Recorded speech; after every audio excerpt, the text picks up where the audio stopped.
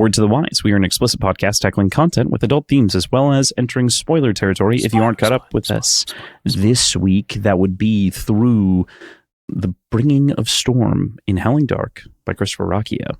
Specifically, we're talking The Devil and the Honest Man through Bringing Storm.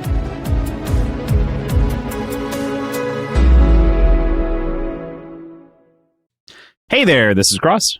This is Josh. And we are Words and Whiskey, a podcast for veteran and novice readers alike. We tackle fiction novels and love to talk about what we're drinking. You should think of us as your intoxicating weekly book club. As long as you're thinking about us. Right, that's a good thing. We appreciate that. Hey, Josh, I'm so sorry. Mm-hmm. Do you forgive me? No. I don't have it in me to hate you, Crossland. But I don't have it in me to forgive you either. You need to get off this ship. Crossland. Yikes. Nothing like being called your government first name. Yeah. I don't know if you saw my my name in the video chat here, but yeah, no, I did. William. William's not your middle name, right? No. Yeah, okay. Just making sure. I was like, that's just we'll talk about it more when we get there. I know you always do the goofy name, but yeah, that's the deal. No. You know my middle name. You got this. Dig deep. Walker. No. I don't know. It's Rutherford. I've said it a lot. Is it Rutherford? Oh, it fucking is. It's a part of your email. For some reason, I thought that was your mom's last name. No, that's my name. Joshua Rutherford Ramsey. You've been emailing joshua.rutherford.ramsey every fucking now week. Now everybody has my email. Hit me up.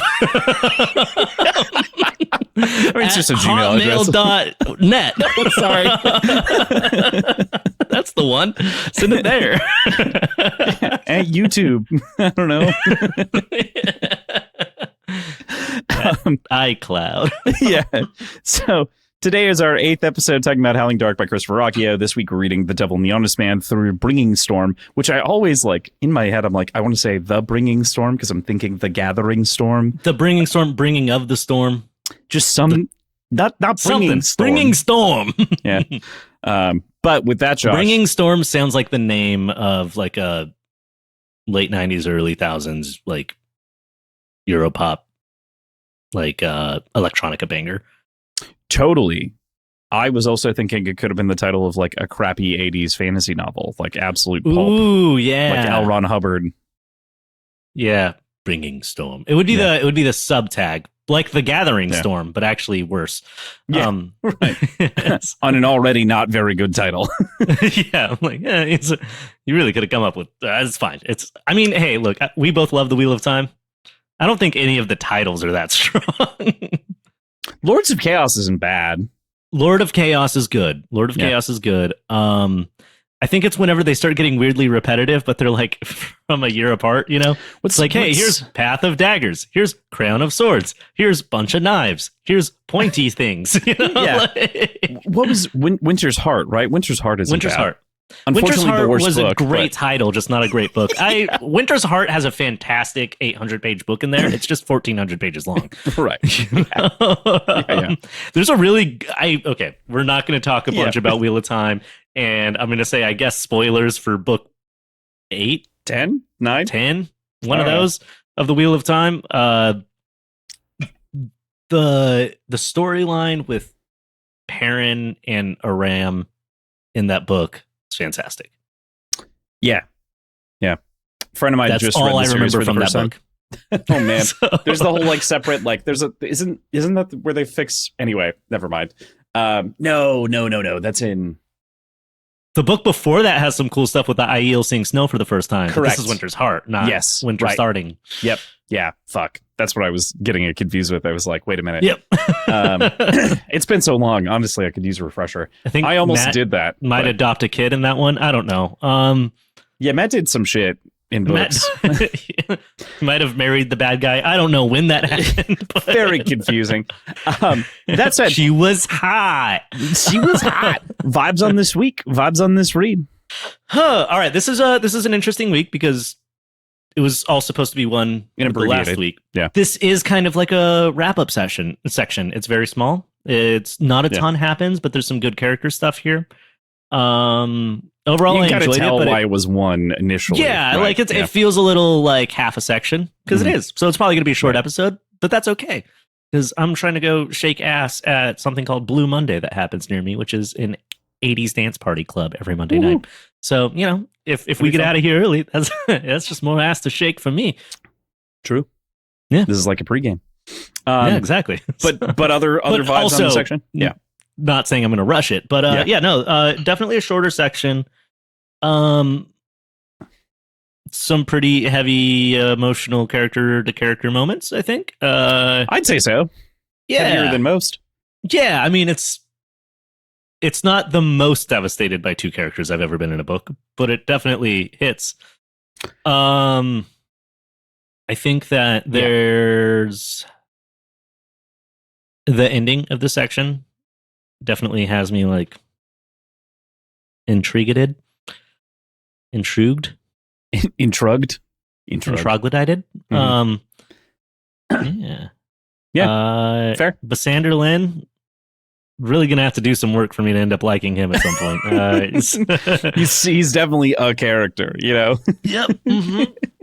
That's cool though. Like it's fun to know. Like I think that's one of the fun uses of this device is to be like, my ally, my enemy, my last friend. I think is what he says, right? Yeah. Mm-hmm.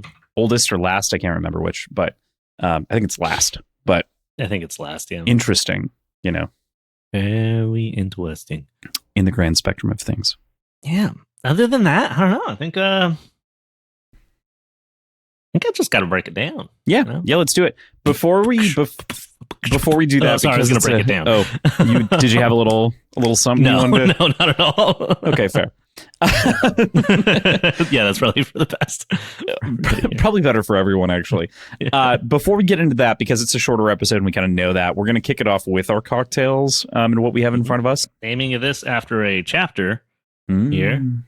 This is called The Third Treason. And that is because I took a Negroni and I betrayed it 3 times. So it's not a Negroni, is what you're telling me. No. So I took a Negroni and I replaced the gin with bourbon, which would be a Boulevardier. Good cocktail. But then I replaced the sweet vermouth with Punt de Mas, which is basically just sweet vermouth, but it's technically different. It's a little sweeter. But then I replaced the Campari with Aperol, so I could betray it 3 times. Yeah, it's quite nice. Yeah. I bet that's got to be like actually like that's always the difference. It's a really refreshing drink, especially because it is the Punt instead of the sweet vermouth. Sweet vermouth and Aperol almost taste good together, but then the sweet vermouth kind of takes over. Punt de Mas plays a little nicer with it, I think, in my opinion. And Aperol is really bright and nice and kind of orangey. Oh, I also did a not like any ounceage, but just a little squeeze of lemon on top. Pretty refreshing. Expression. Nice. Yeah. Yeah. So it's an ounce and a half of Trader Joe's bourbon, an ounce and a half of Aperol, an ounce and a half of Punt de Mas, and a little squeeze. Not quite an expression because not just the rind, but like just a little bit of juice from the cap of a lemon. Cool. Tastes nice. Yeah. Sounds tasty. Yeah. Anything else on the lineup or just that? Just that. That's perfect. I was just clarifying just because I have a small. I was like, shit. I have a tiny little beer here, but that's just because I wanted to not like race through this drink because it is a little bit boozier. Yeah, I actually do have a beer in the fridge that I probably will end up grabbing. Yeah. But I couldn't tell you what it is off the top of my head right now. Super duper fair. I'm calling this Hadrian's cheek. After the slap and bruise that he gets from Gina. Because he got to slap that shit. Yeah. Because it slaps. It slaps. What this is it's over the weekend made like a punch with some hibiscus ginger beer, and I saved 1 can because I was like, oh, this could be fun and interesting in a little cocktail. So I made effectively like a modified mule in a lot of different ways. Tequila. So this is 2.5 ounces of tequila, 1.5 ounces of lime juice, that full can of hibiscus ginger beer, a half an ounce of lavender simple syrup, just the rest of what I had left, basically, to finish it, because I was like, I don't know what I'm going to use this for, just to sweeten it up a little bit. And then, because I didn't want to open my absinthe, I just spritzed 4 like spritzes of absinthe. I would have done a bar spoon otherwise, and then kind of like stirred it in and then spritzed again and whatever to get that to sort of a nice consistency. And it's great. It's herbaceous. It's refreshing. I was kind of going in a similar direction of something lighter. It doesn't taste lighter necessarily, but hey, it's delightful. Hey, well, cheers to Switch. William. William. Oh, William. And not Crossflame. You know what I mean? No. Not William Crossflame. William of Danu. How many Williams are we talking about? How many Williams we got? I think in the story so far, there are 3 Williams that we're aware of. One of them a king. The first emperor, first Emperor William, and then William Crossflame, who's the attendant to Rain Smythe, and then William of Danu. Yeah, sounds right. That's it so far. Okay, cool. Well, with that, I think it's apt. I'm having a beer from a company that no longer exists. So that's really sad. No, it's actually great. And I'm kind of just celebrating and dancing on their corpse a little bit here. They made great beer. The owner was a terrible person. So, oh, hell yeah. Yeah. This I bought from a grocery store so that they didn't have to absorb the burden of the loser. Nice. Which is fine. But Devil Sun IPA, it's an American IPA. It's solid. It's a very good beer. Cool. But can't have it anymore. So we start with the Devil and the Honest Man. We open up this week with Basander questioning Hadrian, kind of like we had mentioned a little bit last week. So I'm going to try to not retread the same ground that we kind of talked about, but also talk more specifically about things that we didn't talk about. So Hadrian says, I lie less than people believe, into almost immediately saying a string of lies that he's like, I withheld information about brethren and like the way that he was built and the way that he was. Yeah. Basically saying that he lies right away. To the Mandari man, Hadrian warns Basander about Karn and his greater potential for harm to the Empire as well here. Yeah, Hadrian, I lie less than people believe. Marlowe is definitely lying about that middle part. Right. I don't even think many people consider him a liar. They just think he's like wrong. You know? No, right. He be out, you're lying more than people believe. Mm-hmm. I feel like that's almost more of an insert for the audience, for like us through the fourth wall.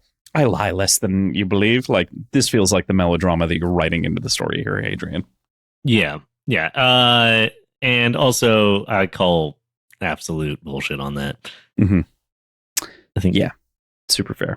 But he is, in his defense, he probably is, for all of his little lies throughout the story, he's probably telling more of the story than he thinks other people think would be sensible to tell. Mm-hmm. So he's probably telling deeper, larger, honest truths than people might assume he would from this world. But like, I'm reading your book, so I'm like in a vacuum assuming you're telling the truth all the time, and I keep catching you and shit, you know? So right, absolutely. Yeah. You're like literally, you're trying to guise the fact that you're lying to us when we can clearly see through the moments in which you are. Yeah, exactly. Yeah. Yeah, it's interesting too, especially because I think that this title is also, the title of the chapter is interesting. If we also think that it's Hadrian writing the titles, which we haven't talked about before, like, is this intentionally titled by Hadrian or scribe that translated it for us? Yeah, right. There's like a lot of different questions maybe around titling of chapters and whatnot. But the Devil and the Honest Man, I think Hadrian wants us to believe, is reversed. Hadrian is often painted as the devil because he's wearing this devil thing. But the way that he depicts Basander here is very cold, calculating, and like kind of reads to me like the way that a lot of devils are written in like D&D, like very strict, lawful, rule finding. Here's the contract. Here's the agreement. Snide, smirking, which is what like a lot of Basander's Lynn's text is. However, in reality, he is the honest man, and the devil is Hadrian, as he like proves here in the initial statement, lying. So, I didn't even think about it being the reverse, where the devil is Basander, because I was like, okay, the devil, the Marlowe, the honest man Basander. But yeah, that is interesting. I think also the delivery leads to that impression as well for me in this case, in this chapter. I also do think Basander Lynn is autistic. Yeah, what's that? Well, part of it's the way I always read in the audiobook. But I did not think she would hit you. It's just like, did she do that to you? What? Yeah. She should not have done that. She should not have done that. That's what I'm saying. Yeah, like exactly. That reads like Raphael. You know what I mean? From like Baldur's Gate 3. Like that reads like a D&D devil to me. If you take it as slightly sarcastic, absolutely, which is what he's doing. But if you read it completely, she should not have done that. You know? Like he's basically a Klingon. Right. Yeah. Yeah. That would be very Klingon. That goes against protocol. Which was kind of how I was reading it. It's like not sarcastic at all, but very serious. I did not think that she would hit you. She should not have done that. Interesting. I was taking it as like this totally goes against protocol. He was like, I knew exactly what was going to happen when that happened. That was my take. Yeah. Which in that case, yes, very devilish. I read it as him genuinely being like, I'll have to write her up later. It just like that line, like, did she do that to you is so not Basander Lynn. Like that's so. Did she do that to you? Oh. It reminds me also of the Commodore from the Pirates of the Caribbean movies. Yeah, very much that's so, right? Such a good, like, I guess, meaner to Basander, like. But yeah. Sorry that the cannons blew up your boat. You know, like. Yeah. What were they gonna do otherwise? Not quite that. You know, we watched different Pirates of the Caribbean. No, right. Well, you didn't watch the fourth and the fifth one, as we found out the other day. I guess that's true. It's like, did Steve Urkel play the Commodore? Like, oh no, did I do that? That's Jinan in the scene in the background. Did I do that? Exactly. Yeah, absolutely. This actually makes me want to bring up one other note before we continue in this chapter. Importantly, we've talked about the Tales of the Sun Eater before. It was announced like a week or two ago that there is a new omnibus collection coming out at the end of this year that will be called Songs of the Sun Eater, that collects half of the tales and adds a new story to it. And then there will be a second collection that comes out in 2027 that will be called Sins of the Sun Eater that collects the other half and has two new stories in it. There will then be a third collection probably in like 2030 after all of the special editions are out, which will collect all of the special edition stories that exist out there. Because there's some short stories that you can only get in the special editions at the moment. Like ones that we referenced, you know. And what's that one going to be called? No name. Doesn't have a name yet. Come on, Kross. Thought you had the scoop. I mean, it's got to be like Songs, Sins, and Psalms? Something with an S. Yeah. Maybe. But that's a P. Ooh, yeah. Yeah. Or Sinners of the Sun Eater. And the additional stories are just Hadrian's thoughts on the film Sinners. Socks of the Sun Eater. Socks of the Sun Eater. That's probably it, right? It might be Simps of the Sun Eater, and it's all just people who are big fans writing short stories about him. Yeah, it's all like in-universe, written by Christopher Rocchio, like fanfic. One of those is a Polino story about Hadrian, so that makes sense. Oh, okay, yeah. Simps of the Sun Eater. Yeah, probably. Yeah. That's probably it. You're probably right. I'll put that recommendation in. Cool, thanks. Yeah, if you could just good. slide that on. We'll get you in the notes. Just kidding. But that said, like a very fun development, and also a way for people to read it of whom also want physical copies and things like that coming in the future. I do. Yeah, because tales otherwise are only collected in like these special editions, which there are only 1,500 of. Otherwise, they're digital only. At the moment. You can't get those unless you know where someone who has them lives. We haven't been here yet, so. I think you sent me your address to mail you something once, though. Yeah, but like, are you going to show up? I don't know. I'll just hand them to you, and then we can go get beer if that's what if you're trying to like rob me. I was going to rob you. Yeah, I know, but I'd just be like, okay, let's like forego this part of the process because I don't want to turn you in. So here we go. Now you get to go buy me a lot of beer. Well, shit. Now I think I am going to show up. You know what? Hang on.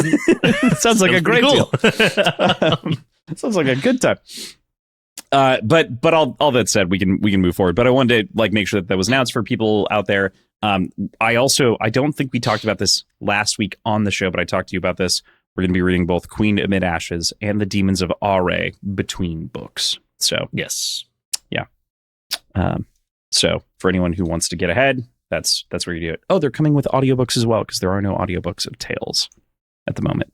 That's one of the bigger updates.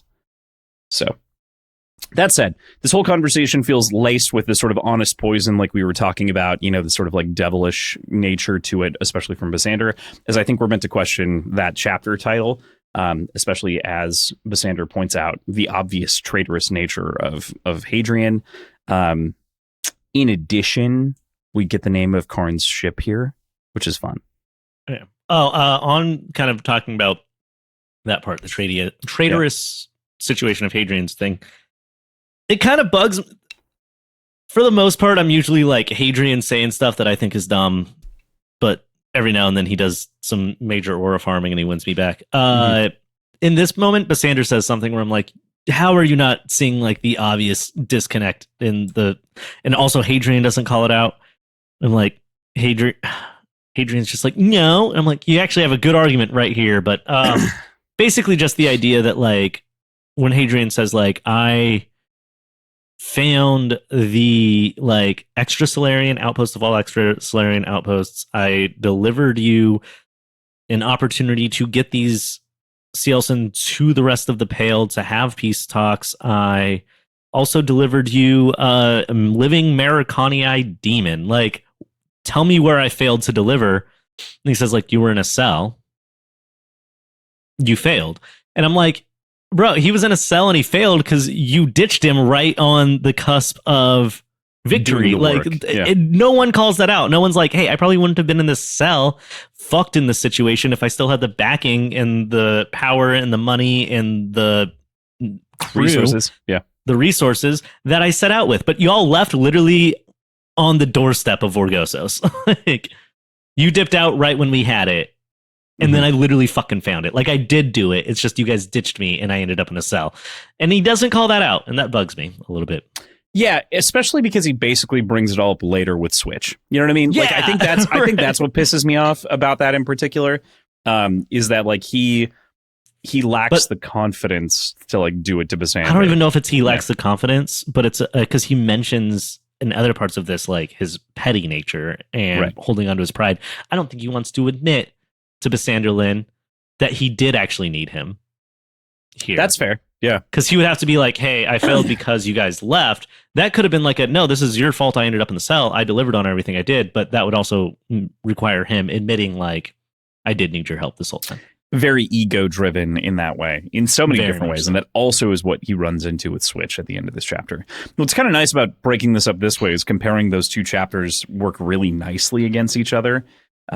Because they are sort of they really are notes. Yeah. But from different sides, it's we start with Basander having a conversation with the person who betrayed him, and with Hadrian having a conversation with the person who betrayed him, and it's kind of a right. Yeah, exactly. The person who Hadrian betrayed. Roundabout that we never planned on, but hey, here we are. Yeah, worked out. We also, again, the Demiurge, is the name of the ship, which is big and horrifying and has these statues. Yeah, Demiurge. Demiurge. Demiurge. The Demiurge, I think. But Demiurge, is how it's said. Although I do think that Rocchio pronounces it more similar to what you were just saying. But most of the pronunciation that I've read everywhere says Demiurge. I'm saying, that is how it's pronounced in the audiobook is Demiurge. Right.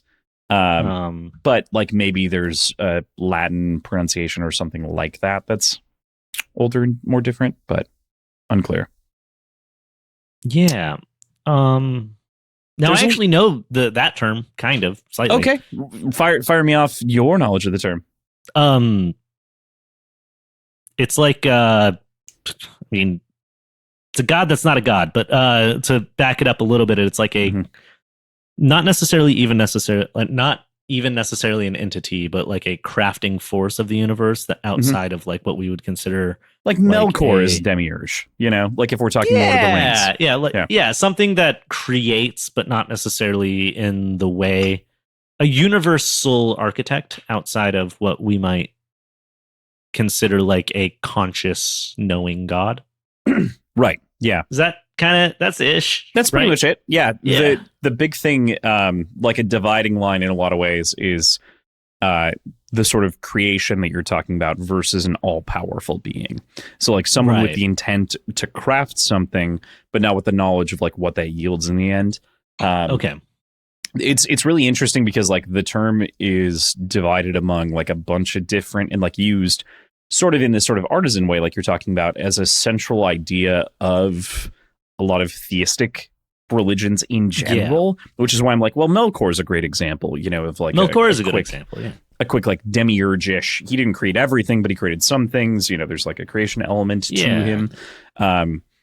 But generally speaking, my personal D&D campaign, that's Eros. He's a demiurge. Oh, yeah. Did we crafted the stars? Did we think talk a little bit in the last? Yeah, I think we did at some point. Yeah.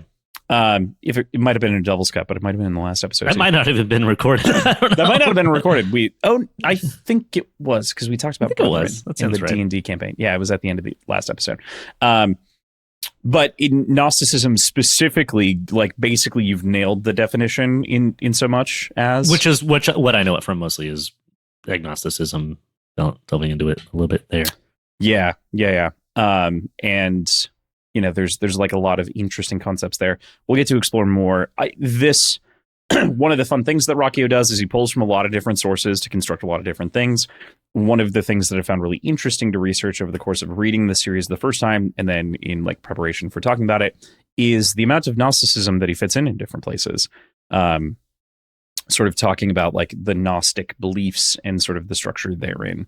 Whereas like, to compare just a little bit, Pierce Brown book by book kind of like chooses a different sort of philosophy to like exhume. Outside of the original trilogy is pretty much just stuck in like just general Greek Roman, but then each of the subsequent books in the sequel series, I think the first three are like Greco-Roman, and then Iron Gold kind of gets into like French democracy, and then Dark Age gets into sadness, and then Lightbringer gets into intense sadness. Lightbringer gets into the Tao Te Ching, and Dark Age gets mostly into modernist poetry. Okay, about depression and sadness, and also and a little bit of stoicism and fuck light resistance. Yeah, right, exactly. Yeah. Exactly. There's a lot of that, but yeah. So it's fun. Side tangent, a little bit about Red Rising, but not like actually really dive into the books. Leslie, my wife, has read the first trilogy, has not started the second trilogy yet. Well, did a little bit, but we'll dive in for real later. I guess there were a bunch of Words and Whiskey posts that were reposting some art.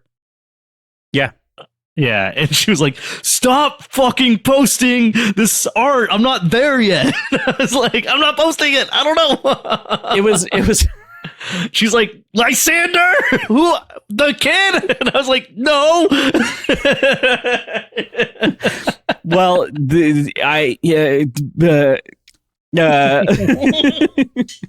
It's like, you follow the account. They've already read the books. That's on you.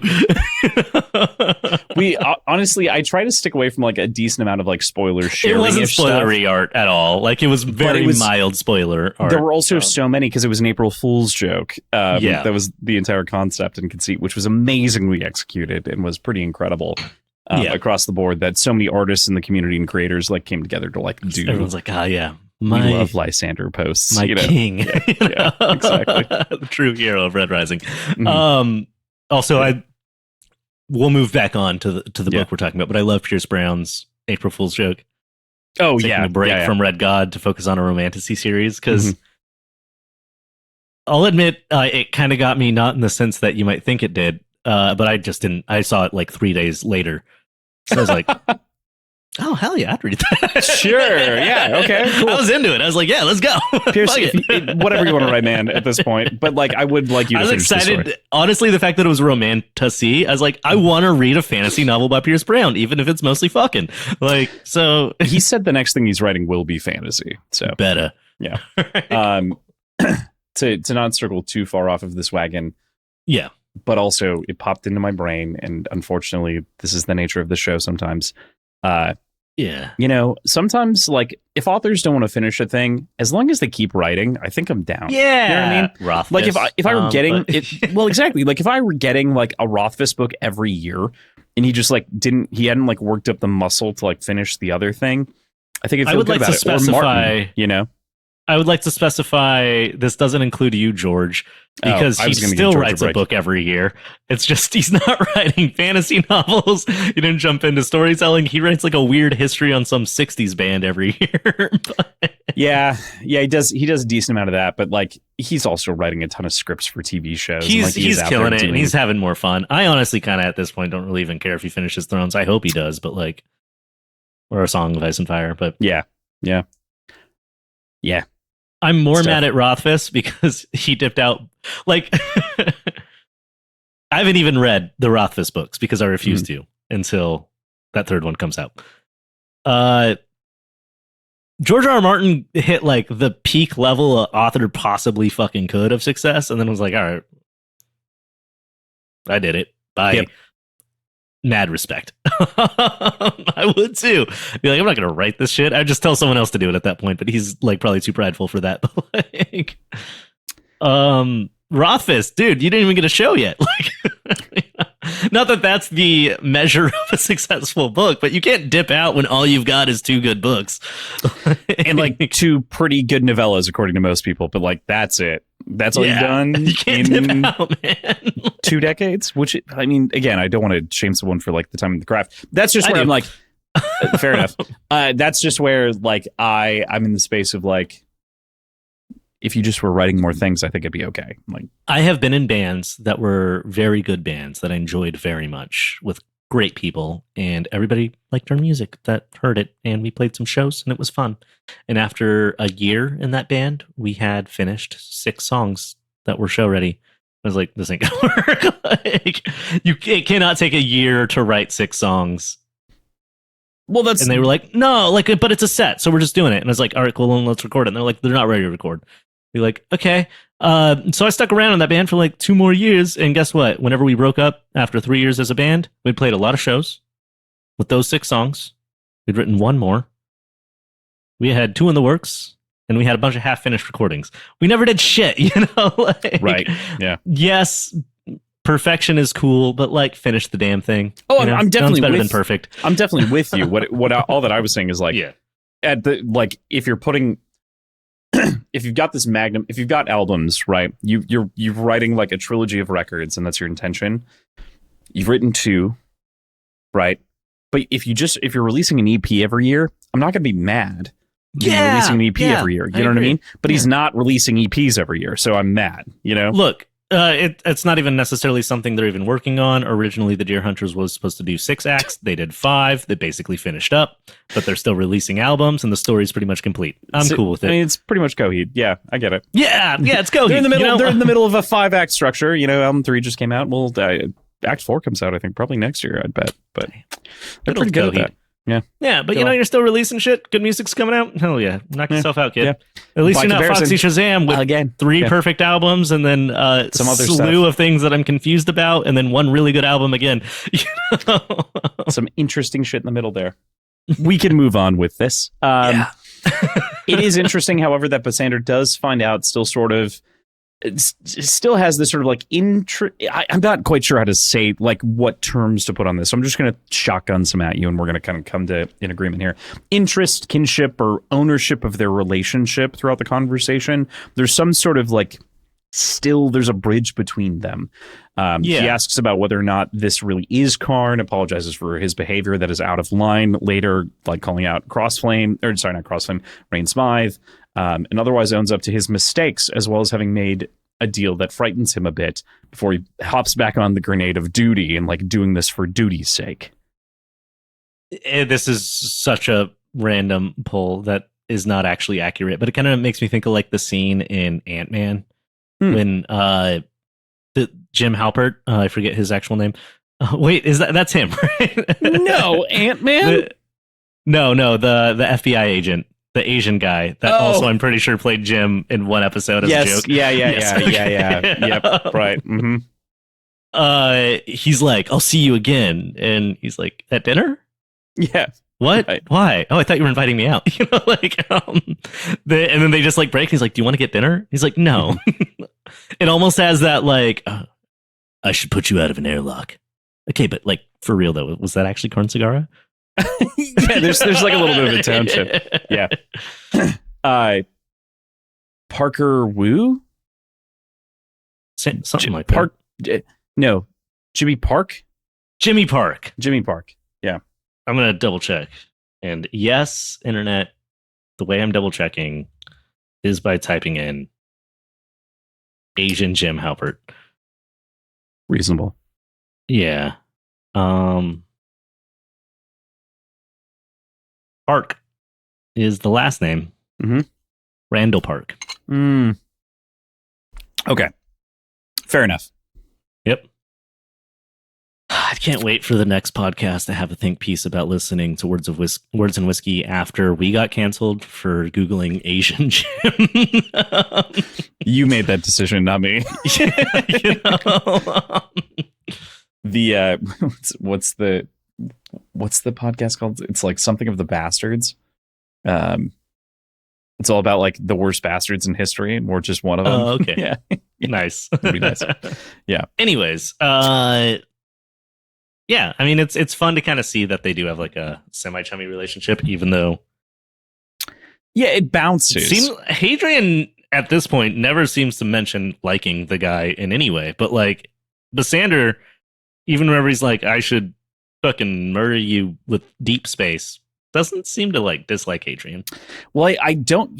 I think he respects the idea or the ideals in some way, but like doesn't and does see like the accomplishment at the very least through these eyes, but is also like, my God, like I could never and I would never, you know, as a part of like his upbringing. Again, we get the detail that like he had very strict parents, you know, and within the military and was born and raised basically within it. So to break code in so many ways is akin to like a sin, you know, a religious sin. Yeah. For him. And so I think that's why he has such a strong reaction in so many ways, but then also is like inquisitive. Like he doesn't feel like that relationship is fully dissolved. He believes that Hadrian could be useful. Simultaneously, he's like, you'll probably get the block or the noose, but that's probably too good for you. You probably should just be pushed out the fucking airlock, you bastard. Or you could be like, I should push you out the fucking airlock, you bitch. Oh, man, that's some crazy shit you pulled. Yeah. No, that's not how I read it at all. He's definitely telling him he should die a terrible death. So finally, we come to sort of Hadrian's reflection on Switch as we get the information about Switch here, believing that he could save himself because of their like consorting with demons in so many ways. By mentioning it to the Empire and the Chantry, Hadrian whispers to himself, coward, before Switch had sold him back to the Empire and him not contemplating consequences for the people around him, which is very similar to the way that Hadrian has both acted within this novel, not thinking about it and then being told about the consequences that he should have considered. And then also the fact that like he did that in the previous book as well. It's just this like the whole thing I was mad at him about. Yeah. Right. Yeah. Mm-hmm. Yeah. Mm-hmm. Yeah. Mm-hmm. Yeah. You're friends, huh? Yep. But like, how dare you do something that could put your friends' lives in mortal danger, and most likely will, simply to save yourself from a situation you don't want to be in. How dare? How dare? Who would do such a thing? Such a dastardly deed. Yeah. Yeah. Okay. And in Hadrian's defense, Switch was only afraid that he was going to be murdered by actual demons out of a story that he never knew was real on a back planet governed by the boogeyman out of legend. Legendary pirate, yeah. Whereas in Hadrian's defense, like he almost had to marry a hot woman who was going to let him do whatever he wanted. Right. Or listen to the military. Yeah, that too, by not doing anything. So, yeah, I mean, is it the same? No, Hadrian is in the right here. He's never done nothing wrong that would kill his friends. Never. Not even 4 times at this point. Not even 4 times.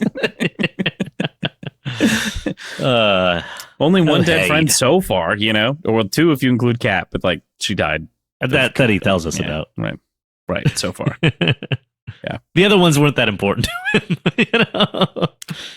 Yeah, very true. It would be interesting to have one of the like short stories be like a recounting, like a collection of notes from someone from Colosso who then joined Hadrian's voyage and like became part of the Red Company, then eventually dies, who like thinks that he's with Hadrian because Hadrian's so important to him and he's so important to Hadrian. Never mentioned in the main book. And you just see him like fall. He's just like a missing apostle in its own way. Yeah. Exactly. He's just like, yeah, me and Hadrian. He cares about me, and Hadrian could not be bothered to remember to put him in a story. It's so Life of Brian coded. Monty Python, Life of Brian. Yeah. The missing apostle. Yeah. Yeah. Good thought. Yeah. But the 2 of them part. And there's an understanding as clear as air between them. And in my thought, listening to this earlier this morning, I was like, is it like frozen air? Because like frozen air might be opaque. And then I like looked up the like compound of like if you like froze the air, like because you could do that in theory. Turns out it would still be mostly clear. Yeah. Well, I guess I have been in very cold air. But like that's not. Well, if the air was. No. Well, I would be dead. Josh. Not how work. I've been in air with frozen molecules in it. True. It's called snowing. Yeah. Yeah, which the visibility does go down a little. But, when snow. I hate the end of this chapter. Not from like I don't like how it's written type of way. It made me want to slap Hadrian across the face when he's ignoring him. And then he's like, oh, I understand you. Do we have an understanding? I understand you perfectly. Yeah. And then it's also like, you're letting me go. And then that's the reply, right? Of like, there are 6 men outside that will hold you. And if you try anything, they will stun you like a feral dog.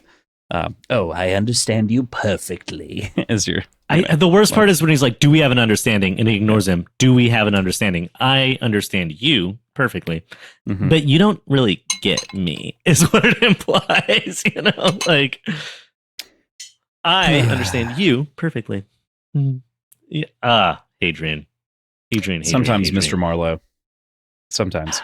Young Marlowe is much more frustrating than older Marlowe, just in general. That like line specifically has a heavy like so cut my wrists and black my eyes connotation to it, right? Do we have an understanding, son? I understand you perfectly, Dad, but you don't fucking get me. Okay, sugar, we're going down swinging. Exactly. Definitely has a tonight will be the night that I will. Yeah, Hadrian is being super fucking angsty here, and it pisses me off. But, I'm sure someone read that and they were like, yeah, you get his ass aid. Was it you? Was it you that read that? Was like, yeah, you get his ass aid. No, I don't like this chapter, frankly. But part of me believes that that's in part because like it is the intent. I like bits of the chapter. I love the comparison point in a couple of different ways, and kind of everything else there. Rip in right now, 30 seconds. What don't you like about this chapter? What I don't like about the chapter is it feels to me, just the way that it's written, it feels like something that we're intended to take as like mostly a fabrication on Hadrian's part to like shorthand the relationship. Maybe, but there's not enough of that to like really sell me on it either. So I don't know where or what I should feel about it. Like, should I be taking this as something that is? It's a little too ambiguous in that way. And I don't mean that like I mean that in the overall oeuvre of the Hadrian story, considering all that I've read at this point, especially rereading it, I'm like, is this a shorthand for the long term of what happened? Or is this meant to be intentionally taken? Or is this maybe just a fabrication to begin with? Like, where are we? And I'm not sure here. I'm less sure here than I am in a lot of places. No, I think I very much so agree. I feel like a lot of due to the structure of this show, a lot of the opinions on how a chapter is, I don't usually get to hear you like break out and be like, this didn't work for me for this reason, so. Yeah, I mean, I always like to take it too from like, what's the authorial intent, right? And like, does the authorial intent work? And then like, how do I feel about it? After like the effectiveness. And more often than not, it being effective is something that makes it that I enjoy because it's effective. But I have a theory that like one line was cut out of this that probably made the chapter a lot better. Was it a fuck you can you, almost kind of hear Dad? like a shift in the audio quality, like whenever there's punches and stuff in the audiobook for like late stage edits. I think he brings up the fact that his one-eyed soldier's at attention again at some point, and it just got left on the cutting room floor. And he was we really lose the context of what this chapter's about. And I think he actually mentions that his and Basander's are like standing at attention across the battlefield, waging war. Later, he's talking about the fact that like men are better suited for battle in a lot of ways, not exclusively, but maybe like not better suited. I'm also hold on. There is like a kind of misogynistic line later on. Yeah, no, that's exactly what I'm talking about. Although I actually don't think it's as misogynistic as it's intended to be. It's specifically whenever he talks about like, but I guess girls scratch each other and pull their hair when they fight. The ladies, the way the girls fight. Yeah, I was like, okay, I've gotten my ass kicked by plenty of women. They know how to fight. Like, it goes very like, oh yeah, cat fight. Like almost type of explanation towards it that bugged me. But that's later. Yeah. I read that more. We'll talk about it when we get there. But, But to that point, like, this chapter is it. I really love the Basander parts of it. There are just bits of it where I'm like, which direction are we headed in? Yeah. No, how should I be taking this? I can completely feel that here. Yeah. Are we good to move on to Lost Time? Absolutely. Lost Time. With that, we're going into Lost Time. We open with the cryptic line. How vast was that terrible ship? And how many secrets did it hold? Before we walk into Demiurge's massive hold, as he enters, are we just jumping to the end of the episode? As a spider's den. On the other side, though, familiar faces and friends on board the Mistral. No, Lost Time is the second chapter. Shit, I was reading Bora. That's crazy. All right, yeah, Lost Time, right? Yep, right. We do open with that cryptic line. Yeah, my bad. No, it's all good. Familiar faces. Friends I mean, it's friends. They're there. There's like a lot of there's a great description, I think, of the ship as well here that we get. We get this sort of like spider's den, like creepy thing. Like walking in, it's like, oh, there's like holographic lines spun like a string of spiders soak through the air, and it feels like we're crawling into some sort of Shelob's lair. Interesting stuff there. I think it's in this chapter, but this one actually has something that bugs me a little bit. What's that? This chapter ends with him like going to his room, right? He like stumbles and knocks over like a hologram of him and Jinan, and it is it is so action movie guy rewatching the videotapes of his dead wife. Like, to me, like, there's no implication at any given point that Hadrian just goes around with video cameras on cute trips with his girlfriend, and that he stores these holograms in his room, and like all these little things where it just feels kind of out of place. Only ever mentioned one other time, but yeah, it is pretty thin, I would say, right?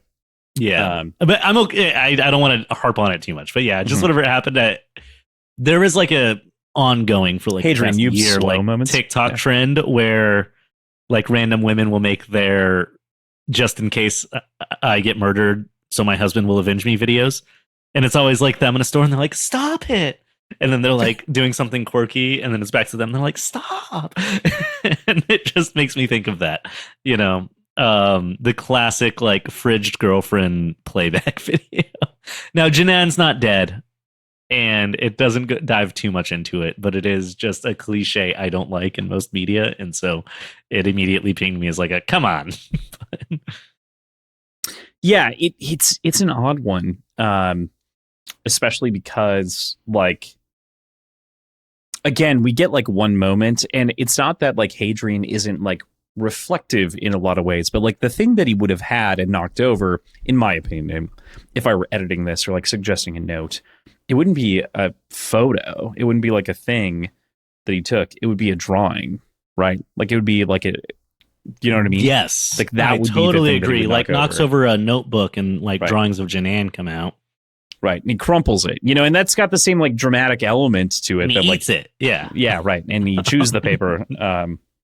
Well, it's got the same dramatic element, but like I totally agree. Feels more in character. A drawing would have just made more sense. Yeah. Hell, a painting, you know, if you didn't want to have him drop another notebook, because that does kind of happen a lot. Right. Yeah. Yeah, something. I don't know. Or could have been as simple as like something of Janan's that was left in his room. But like to have like a hologram video of them happy on vacation, when would that have even happened? You know, but like, well, we do hear of it happening. Like we do hear the details, but like, okay, there's been no other time of like something like that happening up until this point. Exactly. Right? Yeah. We're led to believe kind of up to this point that they are like on life-threatening missions or frozen for pretty much this whole time. For a lot of time. Yeah. And granted, yeah, sure, there's times, but it's like I think it's the fact that like this video was taken and then stored along with others is implied. And it just kind of like offsets the whole like last 30 years of what we're like led to believe happened on them. Not to say that they couldn't have like gone sightseeing once in 30 years. It's just like there's something tonally weird about it to me, compared to what we were told this relationship is up to. It would have made more sense if it was a sex tape, like, because that's whenever they had free time, was on the fucking ship, you know. Like, but yeah, I also like it's not that it doesn't make sense in the way we're like that couldn't have happened. When would they have had time? It's just it feels so tonally off from the rest of it to me. Yeah, and it is because I have a pet peeve about that one type of scene that's in every action movie. Right. It very much mirrors a lot of those things. I also, as a strange thing, this scene never caught me in my initial read. I never like thought about it that much outside of the description of the ship, which is so fucking sick. And maybe we'll hop back to that. And like meeting the friends again, seeing the friends again, because like you go a long time with like these torturous interviews and being stuck in rooms without anyone but like Valka around or Karn. For a lot of this, and like you get all those reveals with Brethren, but like we have a solid relationship with those characters, and then they vanish for 15 to 20 chapters, like for a while, until we finally get back to them here, and I'm like, oh, there's a little bit of relief. But then like the weird thing that throws me out, where like the photo throws you out, I'm not so thrown by the photo and like knocking that over. I am thrown by the terminal. Like the fact that he says and then we took the photo with the terminal, like that just doesn't feel. I understand that that's the language and the term that he wants to use and establish, but it just also doesn't feel super established that there were cameras on the terminals before, or like that's how it could be used. So it's like a video, it's like a live photo, almost like it's a moving photo that they took selfie style. Like it just feels weird to me. Yeah, and that's okay. For some reason. It could be okay. I could be okay with that if I had either the context of the scene itself, like putting us there and like having that context for the whole journey, because then it would be more sad, you know, would hit a little bit harder. Versus I also the have a implication certain of it pet hitting hard. peeve towards sci-fi in general, modern sci-fi, that is. Sci-fi post 2010, let's call it. Sure. I feel like there's a constant desire in sci-fi post smartphone to get rid of something that is so inherent to most sci-fi pre-smartphone, which is smartphone.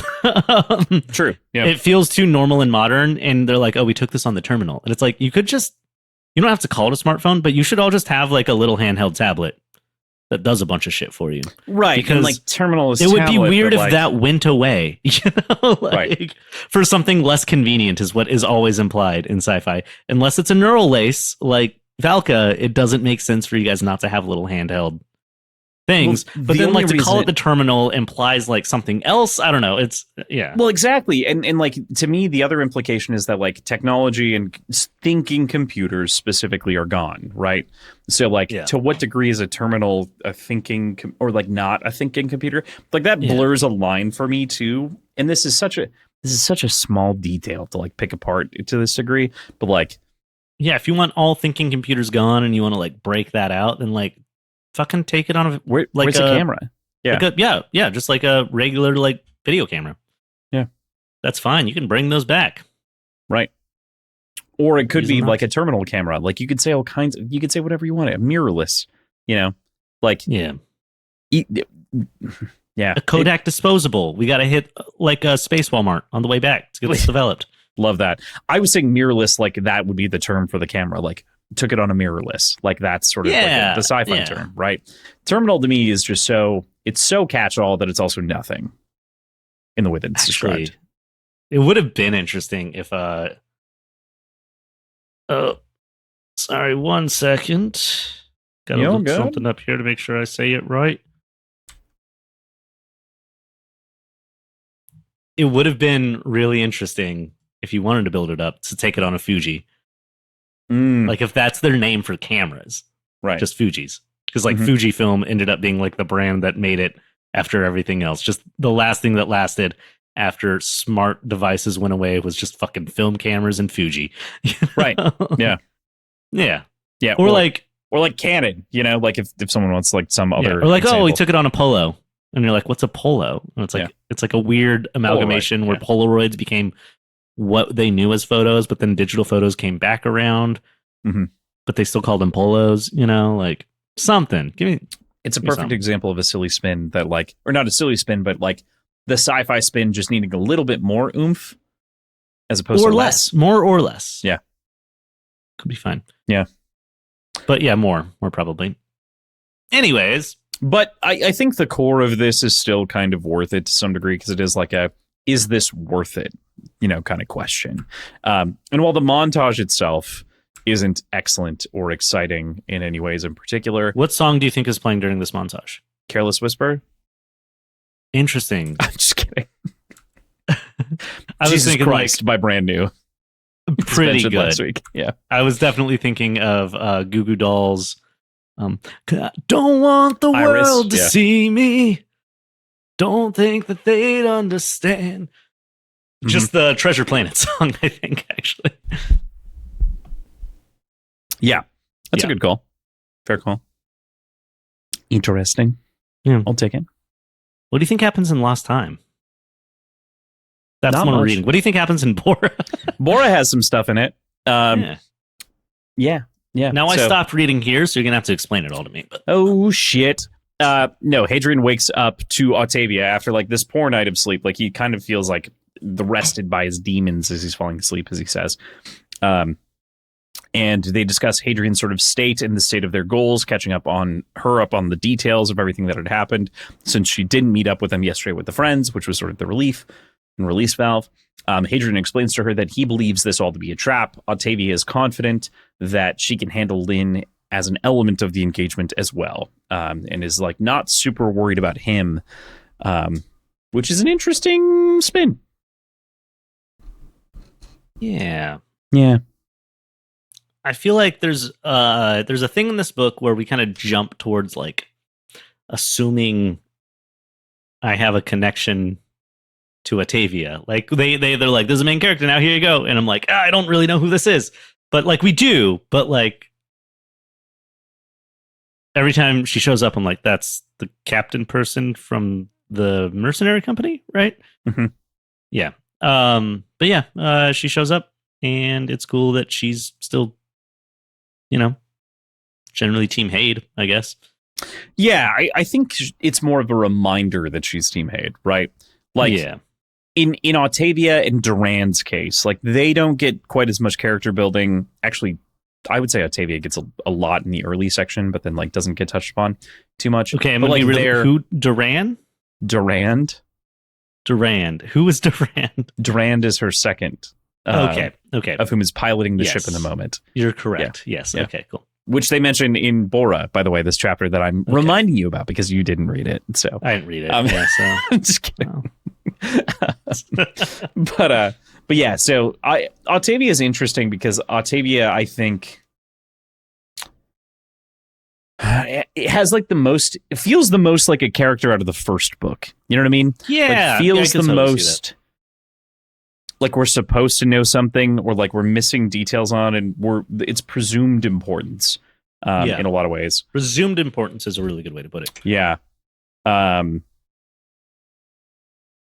The only difference is that I have future context. I'm going to talk about her every time. So, that's exactly. That makes sense. We got to talk about her now. Eventually, I will feel the way you feel, I assume. But no, she is a cool character. I really do like it when she shows up, but it's just like every time she shows up, kind of the way she's presented is like how J.R.R. Tolkien describes hobbits to you, where he's like, I guess I'll remind you who these are, but you know hobbits. Yeah, they're hobbits. Right. Yeah. Or like when they got those C.S. Lewis tells you that like the neighbor's a wizard, and he's like, but of course, most neighborhoods have a wizard, and they're doing weird stuff. You know how wizards are with their experiments, and their pools of ponds in the backyard that go to other pools of ponds that go to other worlds. Magician's nephew? Yeah. Yeah. you know how that is. Mm-hmm. You were a kid once. You met a wizard. Yeah, once or twice. Yeah. Yeah. It kind of has that like, and of course, we all know how Octavia was. I'm like, right. Sure do. Presumptive in a lot of ways. Yeah. But so there's like this presumptive importance, but it works in a book like this long term, I think, where if you give people presumptive importance and then the character becomes important, you care more about the character as they become important, kind of with less. But then also on a reread, it matters more. You feel more on a reread. I feel like this type of book, this like central conceit here, is really built for a reread. I feel like Sun Eater Round 2 hits harder than Sun Eater Round 1. I'm telling you, it hits real hard on Round 2. Round 1 hit hard, though. And it is good. Like, I'm having a good time. But like a lot of this, I'm like, man, I feel like so much of this... And it is impressive to make a book series so nice you read it twice, But like, I really do feel like the second time will matter a lot more. Like, one of, if not my favorite films ever made is The Prestige, and that movie's so much better the second time. Right. Definitely. All that I'm suggesting here is I also think that a part of like your reading experience and reading it this way will be connecting the dots in such a way in which you appreciate it more as we build. Yeah, to a point where like you almost don't need to reread because you're so much more familiar with the text having read it. Right. Yeah. I'm not just like blazing through and hitting the stories. I'm like sitting with it. Getting frustrated by it. Yeah. I feel like so many of the little complaints I've had with this book I've never had with a book before, and that's because like I just didn't think about it. I just kept reading. Like exactly. But we're picking it apart, so that's the idea. Yeah. But Octavia is one of those characters that like, yeah. That said, Hadrian finally gets to a question that's been on his mind since he's been in prison for months. If they were to get out of here, could they rebuild the Red Company together? She deflects this sort of away and like doesn't really answer that question in the moment, thinking instead about the nature of everything else that's going on right now because it seems very chaotic to her. She didn't go down into Fort Gozo. She didn't go anywhere. She's been on the ship the whole time, manning it with the crew. And being too much and the worst of it all, Switch's betrayal, of course, and his desire to return to the ship as well, and kind of giving those details is it's a big deal for Hadrian and for her. Let's break this down in terms all of us can understand. You're well, for the sake of this, let's say it's 2008. Okay. You sell weed in your neighborhood. It's not that big of a deal. It's a little illegal. Whatever. It's weed. Not hurting nobody. Random guy pulls up, convinces you to help him take out the guy who sells you the weed, tells you to get in the van. You get in the van, and you spend the next 4 months on the weirdest road trip where you just meet like robot people and Spider-Man, but not in the fun, like friendly neighborhood way, like very unfriendly neighborhood Spider-Man. And then you get trapped for 4 months in the van in some dude's garage. And then this random guy, crawls back out of the house. And is like, hey, so when we get back to the neighborhood, can we pick this shit back up? Like, that's fucking wild. That's a weird ask. Even if you had like a couple good times getting stoned in the back of the van, like, Yeah. you're like, absolutely not. But I do still need you to pay me enough for gas to get back home, so I guess I'm not going to tell you no. Like, Friend, everything is going so wrong. There's so much going on right now that I can't. Is the door open yet?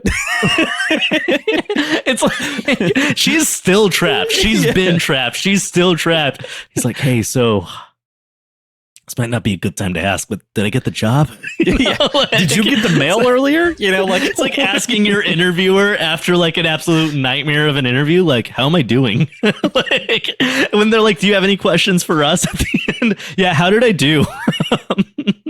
Well, it's been 5 minutes, so I think that you can take that. So pretty good. Cool. Yeah. I mean, hey, when you know, you know, right? Am I right? For sure. Thank you for your time. But yeah, whatever Hadrian was saying, I'm like, this is a wild time to ask that, Aid. I get that he's thinking, like, I don't want to get pumped out of an airlock, so if you have a chance to escape with Octavia, let's do it. I'll sign on if that's what gets me out of this. Mm-hmm. I'll betray half my friends to make it out alive. That's a perfectly acceptable thing to do whenever faced with the fear of death, is to betray half the people you are currently working with and then like make a deal with somebody else. You might not necessarily have everybody else's best interests in mind, behind everyone's back in a little room, to maybe just like get out of this if I have the chance. That's a perfectly reasonable, acceptable thing for a person to do. Yeah, totally. Absolutely. Yeah, right. Very reasonable of you, Hadrian. Yeah, Hadrian, that makes a lot of sense. Yeah, set this up. Ask if your hostage of the last 12 years will take you on as their business partner when you finally drop her back off in her family's neighborhood. Can we build the wed company together? Just like sitting there covered in the blood of the previous company. Like, yeah, it is a lot more dramatic than we're making it out to be. I took the kitty gloves, or I put the kitty gloves on there, but it is more like a panting with the blood of Bordelon in one half, Mary Swent on the other. Yeah, exactly. So yeah, that was my thoughts on this section. Fair.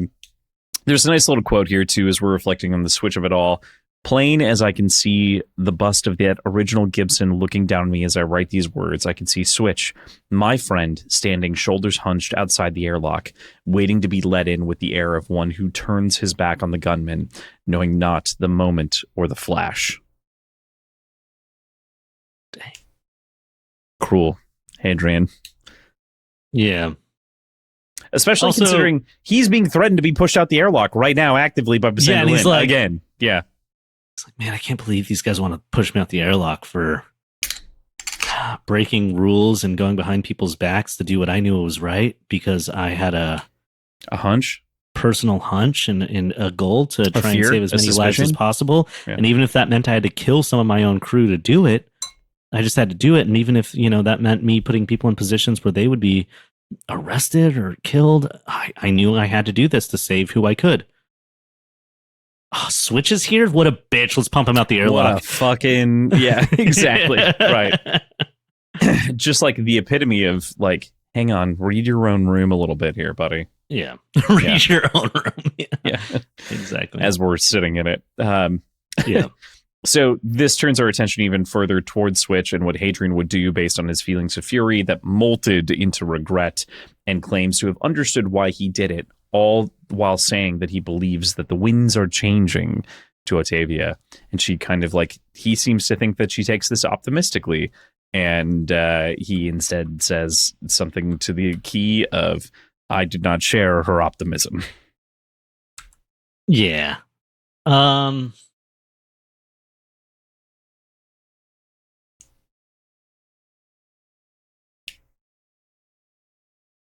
I don't know, he claims to have understood why he did it. Yeah. And I think that deep down he does understand why he did it, because he does this all the time. Yes. Yes, quite. Do you think there's an aspect of this where, because in the next chapter, I think that there's things that imply it that Hadrian himself doesn't seem to pick up on in his own writing? Do you think Hadrian would feel this way about the same betrayal from someone like Valka or from another Palatine? Or is it because a plebeian disobeyed him? Ooh, I don't think it's class, but I do think it's how close. But there's moments in there where he specifically mentions some classist things in the next chapter, like, and if this was a plebeian, this is the part where my father would have hit him. Yeah. Well, and I get that it's him saying, I don't do that. I'm not like that. But I don't think it's specifically class. It's not like I can't believe this plebeian betrayed me. But I think that inherently, without realizing it, he thinks of Switch as someone who should obey him. Interesting, especially considering the opening lines of the chapter and in the context that you're saying it with. We can move into the third treason here because we're going to talk about it. But the third treason is called the third treason, not a betrayal. It's a treason, which means Switch did something against his betters, his government, his nobles, you know? A treason is not the same as a betrayal. Well, I don't know. I could call a friend betraying me treasonous, but like that would be because I'm being dramatic, which Hadrian is. Which Hadrian is. Yeah. But Hadrian is also not. He's also a Palatine Lord. I'm not always going to read realizing something that I think agrees own, with you here for the record, yeah. which is the first line, which is, it is only when the world places no burdens on our hearts that circumstance allows us the time to make decisions. By contrast, too often when there is some trial which we would give the price of a Palatine to avoid, we find we are already at court. That price of a Palatine, I actually think, does like convey a little bit of like a sort of like classist overtone of like. There's kind of this thing that keeps coming up in this where it's like he's being treated with the respect that he does, or like the rights he has, or the honor he does because he's a Palatine. He's kind of rejecting it, but then whenever he's here with Switch, I don't know. I do feel like he is. It's less of like my friend betrayed me and I'm hurt. There's almost this like lordly commendation or not commend. What's the word I'm looking for? Condemnation. Condemnation. Yes. Yeah. There's like this thing where I don't think Hadrian can fully separate classism the way that he thinks he can. I think we really get into that at the end of this chapter, and there are some quotes that we can talk about specifically. Yeah. I think that the forgiveness, or there's no forgiveness, but the fact that he doesn't feel the rage and the confusion in his feelings comes from like his actual feelings for Switch. But there's a piece of him that can't get over the fact that he was like, Switch being the one who betrays him hurts the most because it's a friend and because it was a plebeian, I think, personally. Really? I really don't read it as like a plebeian at all. I just believe that he doesn't. No one's betrayed him. You know what I mean? Like no one close to him. Well, that's the thing. People have betrayed him. But he has no friends, and this is the first friend that he ever made, and he's betraying him. So that's why I view it as cutting so deep, you know, in so many ways. But also, I think that Hadrian is also trying to rationalize something that was an irrational reaction to us in the text. Yeah. Where he feels bad about what he did in the moment. So, like, I don't view it... I extract class from it a little bit in the way that I view it, at the very least. I'm not seeing it as a class reaction so much as I am seeing the writing, and like Hadrian in the moment is way meaner, and Hadrian in his internal dialogue is less cruel because he's trying to like rationalize why he's saying what he's saying in the moment to himself as he's trying to like take down the truth of the matter. Yeah, I can see that. It's in conflict with itself when you read kind of the end of the chapter. And I don't think class is the main thing. I just think it's a piece that's there beneath the surface with Hadrian. Again, I think that like the beginning of this chapter kind of like does place like a price on the idea, you know, price of a Palatine to avoid. When we I'll say like I've known some people that are very well-adjusted, generally socially aware people that whenever faced with a legitimate grievance with a person individually have let racism slip into the conversation where they wouldn't have otherwise. And I'm like, okay, well, that's something you got to dive deeper into and figure out. Right. You know, and it's kind of one of those things where it's like, sure. Yeah. I don't think that he's mad at Switch because he's a plebeian, but I think that the plebeian thing of it stings a little bit more because he hasn't fully actually broken out of a classist mindset. Okay, that's fair. I would say that the other thing is that he like dives into this very specific insults at the end because he knows that it's going to hurt him. You know what I mean? Like you might have friend, like, you know, that like the deeper calls are going to hurt way worse. Yeah. So yeah, definitely. Yeah, tough. We're going to get to that though. I do. Many people in the Patreon and in our Discord have already mentioned that like, this is Hadrian at his worst. Like, some people have spoiled advanced things and they're like, this is the worst chapter in so many ways. Emotionally. Well, hey, don't worry, everybody. I'm really bad at checking the Discord. Well, there you go. But like, a lot of people are like, this just like is one of the biggest turnoffs of Hadrian as a character. And I don't disagree for the record. I don't disagree either. It's brutally sad because like, why would he do this? But let's get there and then we'll talk about it a little bit more. So, because there's a fun opening to this chapter before it devolves into really bad sadness.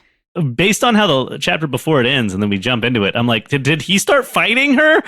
Yeah, well, exactly. Is he escaping? Like, what the fuck is happening here? Yeah, such a good like smash cut, you know? Exactly. Yeah, so we're thinking about fighting as this noble pursuit again, as an idea. And we get this sort of like idea that they're boxing back and forth. And it's Saran here. And there's this sort of like sweaty montage as well, like almost that feels almost like a filler episode, like Dragon Ball Z, where they're like training for fun. Before Switch shows up, and then everything sort of changes as this moves towards this more somber tone. This is where you did bring up earlier. Oh no, sorry. The violence, the like male female violence comment comes in the middle of the conversation. Yeah. Between Switch and otherwise, but. Well, this is not a comment for you because I don't think you've read these, but just a little shout out for I don't know, anybody else who reads these not very good but pretty addicting books. We smash cut to the training mats of Bezgaeth. All right, that's all. If you know, you know. Is that Fourth Wing, baby? Dragon smut. These dragons are horny, and so are their riders. I haven't made it there yet. I can't tell you they're good books, but I enjoy them. My dad loved them. My dad and my stepmom loved them. Look, so at the end of the day, they bought me the first one. I just haven't read it yet. I like training arcs. Mm-hmm. I like dwagons. Mm-hmm.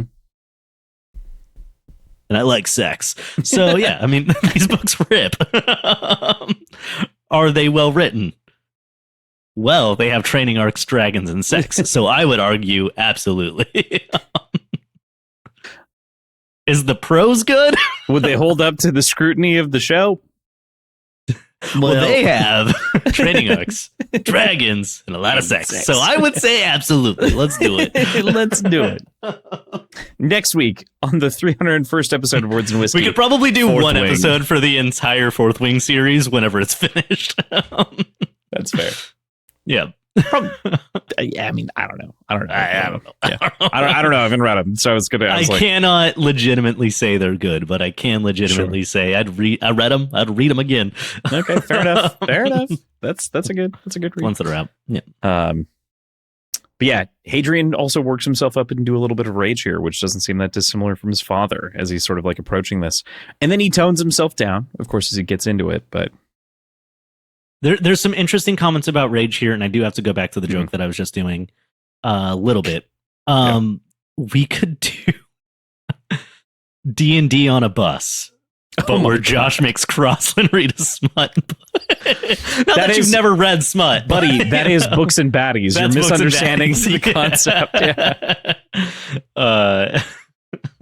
By the way, new D&D on the bus. It's so good.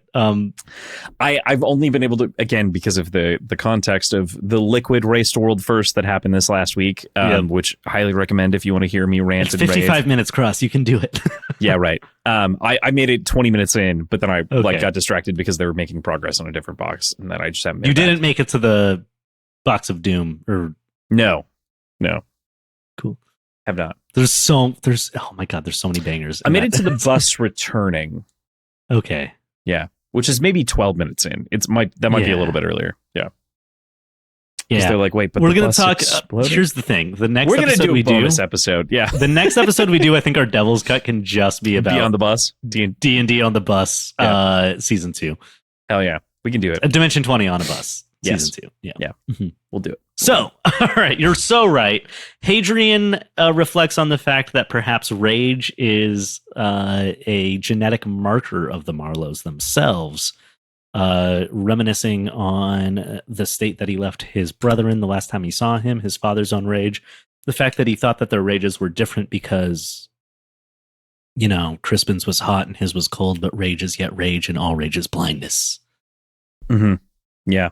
I added some stuff, but that's how I read it. It's effectively it. I mean, like, it's what he was saying. I was just like, hey, maybe you could talk about this. And he didn't. And I was like, all right, well, I'm going to talk about it in my own brain. So, yeah, it's interesting, too, because he says the rage didn't come, the outrage. There was only sorrow, right? Yeah. The rage didn't come, the outrage in particular is like such a... Yeah. You're really placing that on him. Does hit switch with the I'm not mad, just disappointed. Basically, yeah. Now go kill yourself on the other ship. But yeah, oh man, in so many words, right? And like you brought up earlier, again, this is hopping forward a little bit, but you brought up earlier this is where my father would have hit or would have swung. My implication was not that that's where he would have swung at a Palatine. That's where he would have swung at Hadrian or like anyone. Oh, interesting. So like that's where I would have gotten. Yeah, no, a plebeian never would have made it this far. Because again, I think that this is later Hadrian realizing that like he stepped into his father's shoes on accident, because he also this whole time is speaking in this quiet, cold tone, which is his dad's tone. Yeah, he's not loud. He's not bombastic. And there's parts where he says like, letting my words fall quiet so that the weight of them weighs heavier than the volume or whatever. Like I don't remember the exact wording. Right. That's almost exactly what he says about how his father speaks to him. Right. And this is, I think, the only time that we've gotten call-outs to his father this novel. Like sometimes, usually around the holidays, I'll be walking around downtown and I'll see a little novelty store. They'll have a really cool train set running through the windows. And I'll get really into it. I'll be like, fuck, I'm becoming my dad. This is worse, for sure. Definitely. Definitely. Hadrian is Alistair's son, for sure. Yeah. As much as he wants to be as much as he wants to believe he's his mother's son because he's melodramatic, I think that Crispin probably has a lot of his passion and rage more from his mom's side, and Hadrian's cold, calculated piece of shittiness comes from Alistair. Yeah, and the worst of it comes out here in so many ways, right? Very much so. Like. You called Basander, you called the Empire. I saved your life, Valka's life. You sold it, I snarled, still deadly quiet. Sold it in the lives of everyone on the ship. Lynn told me, and for what? To save your own hide. You said I was mad. Also, like, fucked up that there's at least an implication. I think just a direct, straight up said, he never looks at Switch through this. Like, he has his back turned to him the entire time. He's just talking. Because there's frequent moments where he's like, I could hear his footsteps coming up behind me. He's looking at the people who are watching him to see if he's going to attack Switch. He can hear the tears in his eyes, but not see them. Like, to me, I read this very much so as he's like classic Hadrian, hands folded behind his back, looking away, being his melodramatic self, never actually looking at Switch saying all this. Well, Switch is like pleading behind him. Up until the moment in which he takes that step, right? Like there is a moment in which he turns, and it's pretty close to the line that I just read, which is after Polino butts in. That's when there's sort of an about face in so many ways.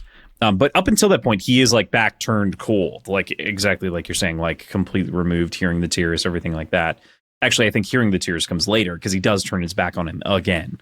Yeah. I took a step closer by doing so, emphasizing the difference in our heights, which is a Palatine. That is a classist thing for sure. I am not so tall as many among the Palatine class, but I stood more than a head above my plebeian friend.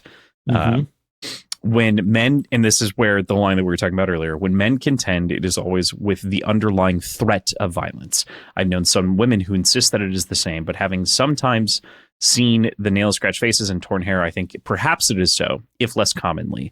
But I think that men found their communication on the threat of that violence, that men found their communication on the threat of that violence. We must speak, they say, raising their hands to emphasize the point, lest we use these. It's an interesting line. I don't think you were painting it as like more misogynistic. I don't think it is. I think it's the implication is more like base in some ways. Like it's masculine. It's improper masculinity, but I don't think it's misogyny. You're right. I think that there's like, especially in sci-fi, where I'm so used to like this implication that's even here in these stories that like women are as much as soldiers. Yeah. In any given moment, to be like, well, men speak with this idea of violence constantly under the surface.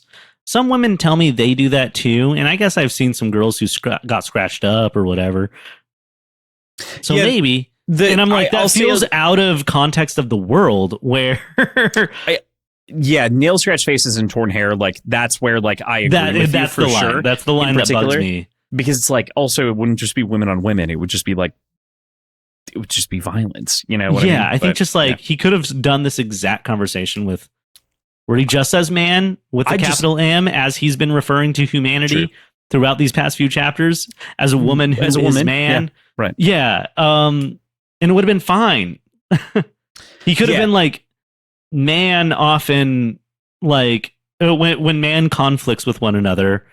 She often does so with the threat of violence. That would have been so sick. You could have had all of that right there, and we could have harkened back to her that is man. I think there's also an interesting argument here to be made, and this is something we haven't spoken about, which is between Hadrian and Switch directly, there's an implication, I think, in the undercurrent that's not explicitly mentioned about sexuality as well. Yeah. Where like that could be like a softness that he anticipated, which is why he was willing to like step up and do that. So, well, he'd never hit a woman, but he would hit a plebeian. Actually, he did say earlier that he would hit a woman. You're right. He did treated violence equally between sexes, and that's why I'm like, I don't know if I Marlowe's view this. hands are rated E for everyone. You are so right.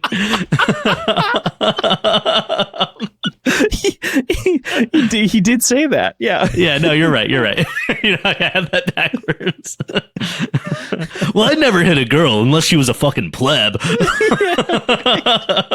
Rated E for everyone. So, no, I think where I feel that like weird sense is I don't think there's a single moment in these books up to this point where we ever see women fight in any way that isn't contending with the men fighting alongside them. Yeah, right. I think that we simply see that they are as capable, as violent, as brutal as everything else. They are soldiers in the sense that everyone else is a soldier. And yet in this moment, he makes a distinction of scratched faces and pulled hair, which implies that they are not throwing punches or kicks or doing all of the things that we have seen women explicitly doing up to this point, and not only warriors. And this is relating specifically, though, to when men contend. And I think that contend doesn't cover what like Rocchio or Hadrian is intending here, which is like communicate, right? Like in communication with men, there's an underlying threat of violence. If that's what you're seeking, sure. Well, and the idea is like, yes, when men contend, there's an underlying threat of violence, maybe with women too,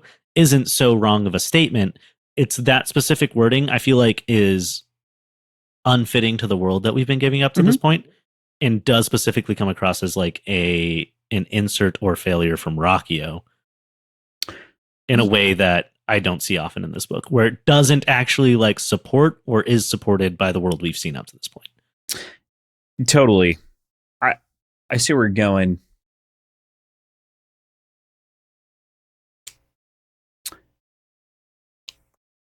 This was the only line so far in this like book that pissed me off. Well, no, there was a line earlier about like trans stuff that we had talked about a lot. But this right here, I'm like, this doesn't piss me off at like a morality level so much as like I don't think it's supported by its own world, and I don't think it supports its own world. Like this line bugs me for some reason more than anything else I've read so far.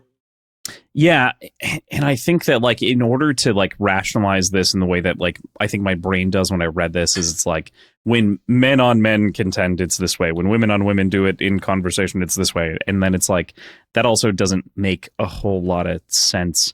And if you wanted to like draw a comparison between the genders, the fact that he would draw the same comparison to, well, sometimes we all fight, but then demean the way that women fight physically in a world where it's shown that that's not the case.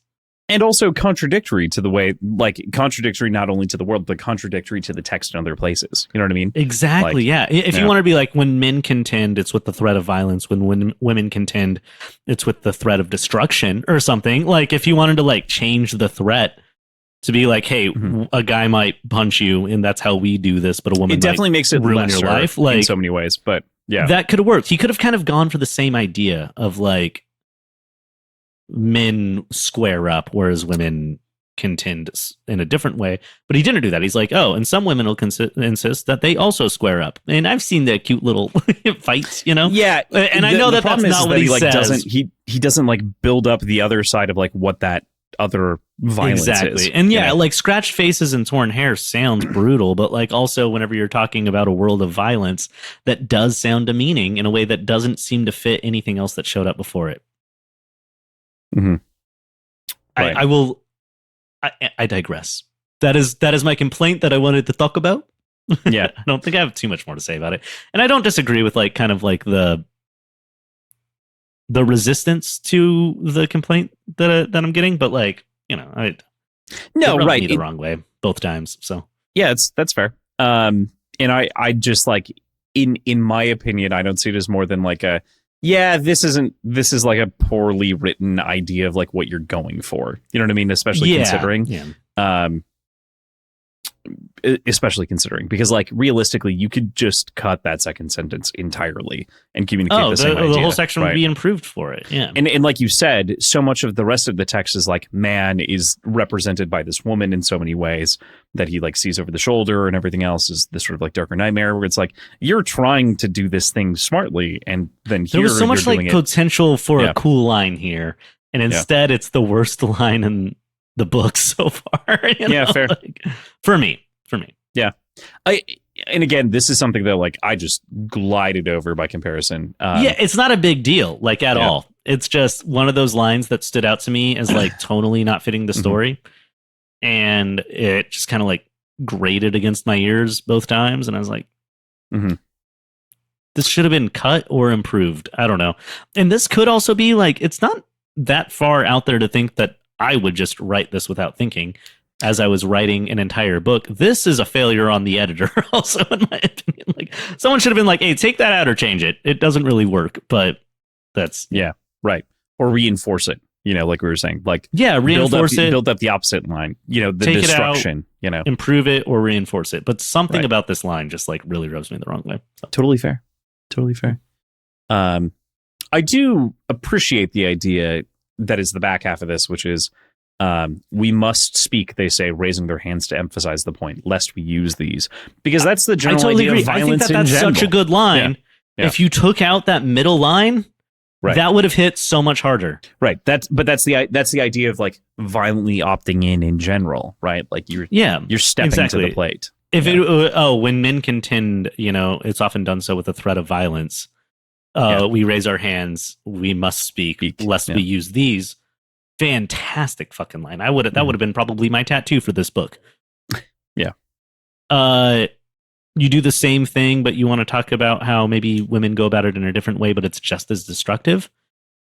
Word it better, still works. In this, there's like a weird line that kind of is both demeaning and more amateurish in its approach to like its like the view. If less commonly, like it just that, and also like nail scratch faces, torn hair, like you mentioned earlier, is like brutal in its own right, but like it gets like so like or incidentally. It's weird. It goes from like year 4,500 to like 1999 while you're just like watching like a bad high school teen movie, and then it jumps back. Like ethos of the entire exchange changes in that moment and then changes back with no explanation for a pointless sentence that kind of ruins what was a really great line. Doesn't ruin it, but it distracts from it. Distracts from a really great line that was there.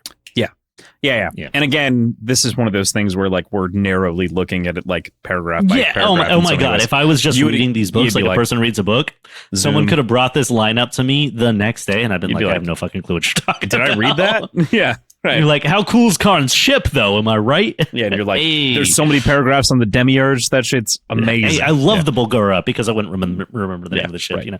Yeah, no, the demiurge, such a fucking sick ship. Yeah. All that would have stuck with me. And then I would have been like, Basandalin's kind of a bitch, right? Can't believe Janan It's so hit him. sad when everything happens to Switch. Yeah.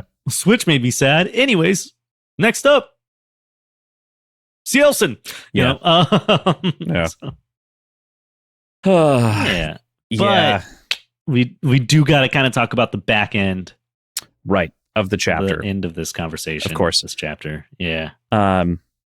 But it's not just Hadrian. It's sort of also everyone turning on him in the moment, which is interesting. God, which brings up, like, for me, such a big thing I wanted to know. Is like, how would Hadrian's of reaction? What would Hadrian have done? How would this have gone if the entire crew with him didn't hype Hadrian up and also turn on Switch? Like, if there had been some, like, mediation from everybody, which granted, everyone's pissed at Switch right now. So obviously that doesn't happen. But, like, and it makes sense from everybody else's point of view. But, like, could it have gone different if people were like, well, now Hadrian, put yourself in his shoes. But instead they're like, yeah, Switch, you bitch, you know? And then like, Polino's like, switch the bitch, that's funny. And then the rest of them are like, switch the bitch. And they all start chanting around, pointing at him in a circle. It doesn't feel good, you know? Yeah, we never go that far, but like Polino does call him out. Did we reach a different version? We must have. Yeah, I do remember everyone chanting "Switch the bitch." Yeah. I have to say, it does real quick. Slight side tangent. Jokes aside, it's not a disappointment like in the writing. It's not even a disappointment in the story or how it went. But there's like a deflating disappointment, maybe in myself. Because I was really looking forward to like a takedown of Switch for betraying them. And it just, by the time we actually get to it, there's so much hypocrisy from Hadrian. That's fair. I also read this as like... Once I get there, I'm like, I just feel bad for Switch. Absolutely. More than anything. And I don't really like Hadrian. No. And I was like, oh, this bitch betrayed us. Go get his ass, Hade. And then he does it. And I'm like, I don't. Well, like exactly. This. I don't feel bad for like it's Hadrian. Such a deflating chapter. Like just I appreciate you bringing that up in that sentiment because I also don't feel bad for Hadrian in this moment. I think Hadrian made the wrong decision. Still to this day, having read this many times, like this was not the proper reaction in so many different ways. And also, I think old Hadrian doesn't agree with this idea in so many words. He tells him, you need to go. Go where, Hadrian? I don't care. I breathed. The last word shaking from me like the window pane in a thunderstorm. Like, that is something as an old man that you remember, like, crying and, like, feeling the tears, like, coming. Yeah. You know? Yeah, I think we definitely get this feeling that, like, this is a pain that sticks with him. I don't know if he ever admits to himself he was wrong. I hope he does, but right here, right now, right here is a right big now. Fuck you, Hadrian. Yeah. And that's my emotional reaction too, for the record. Like, Hade definitely is Hadrian Marlowe is definitely not my friend in this moment, nor Switch's. Though Switch did fuck up. Like, I don't want to like pretend Switch didn't fuck up. But also, Switch wasn't a soldier. Like, whenever we all went out here, Switch went with you because you asked him to. Right. On the most terrifying mission in the world, and he got scared after months imprisoned by the devil. You trained a coward into a man, right? Into like a mercenary in so many words. But like, you trained a coward into a medieval times actor, and then got mad whenever he panicked after a month held in a Russian gulag by Satan himself. So right. Yeah. Of course. And there's a part of me where like I think that like I can understand why Hadrian does this from the perspective of like he will, like, if he can't go this far, he can't go further, right? Like, yeah, because it's only going to get weirder, right? Or and that's the thing, like it could have been written in a way where he's like, I don't blame Switch for what he did, but I have to be cold to send him away because he can't handle what comes next. But that's not what happens, and that's not Hade's thoughts. Yeah, there are like little notes in there that like older Hadrian is reflecting on that, but there's not any immediate Hadrian thoughts that are like that, right? He's like, you know, he is immediately more in the realm of like, this man needs to go, you know, in so many ways. You know, it's interesting to think, maybe it wouldn't serve the story as a whole or my, like the view I need to gather of Hadrian, but I do wonder if this chapter would have been more effective emotionally for me if it was like a White Fang situation, right? Like like go on, can't you see I don't want you here? And it breaks up Hadrian, but he knows he has to get Switch out of there because Switch can't handle what comes next, but he loves Switch and he's gonna miss him. But I do think he does get a little bit of that. He says like, I'm sorry Gen died too, but everyone who came with me, everyone who was here knew what they were getting themselves into. Don't you understand? They knew. Like, I do think that there's an attempt there in so many ways, but it's not. It's not enough. But to me, I read that as like, oh, you were afraid you're gonna die, didn't you know what you were getting into? Like, yeah, I guess I don't. He's been so snide in so many, like, especially considering just these 5 chapters. There's a lot of snide Hadrian here. Because Switch is like, I was trying to save everyone, and he was like, you don't have to save everyone. They were willing to die for this. Everyone knew what they came in for, is how I read it. Yeah, you were trying to everyone save else yourself. Then agrees with him, and I'm like, hey guys, like, that's another. I assume like, up until moment. the moment Hadrian walked back on this ship, you were kind of on Switch's side. There's that other thing where I think people, especially because Hadrian has this kind of cult of personality situation going on with himself, and is very charismatic, and is also a Palatine, where most of these people aren't.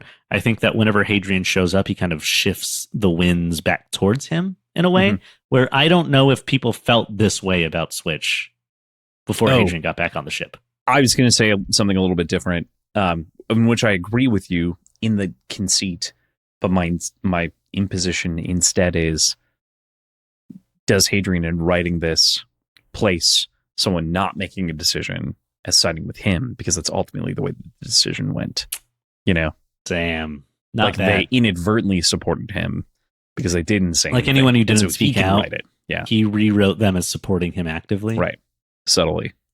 Because I think that Polino did come up to his aid because he mentions being surprised by it, and then I think he just adds words into other people's mouths from there.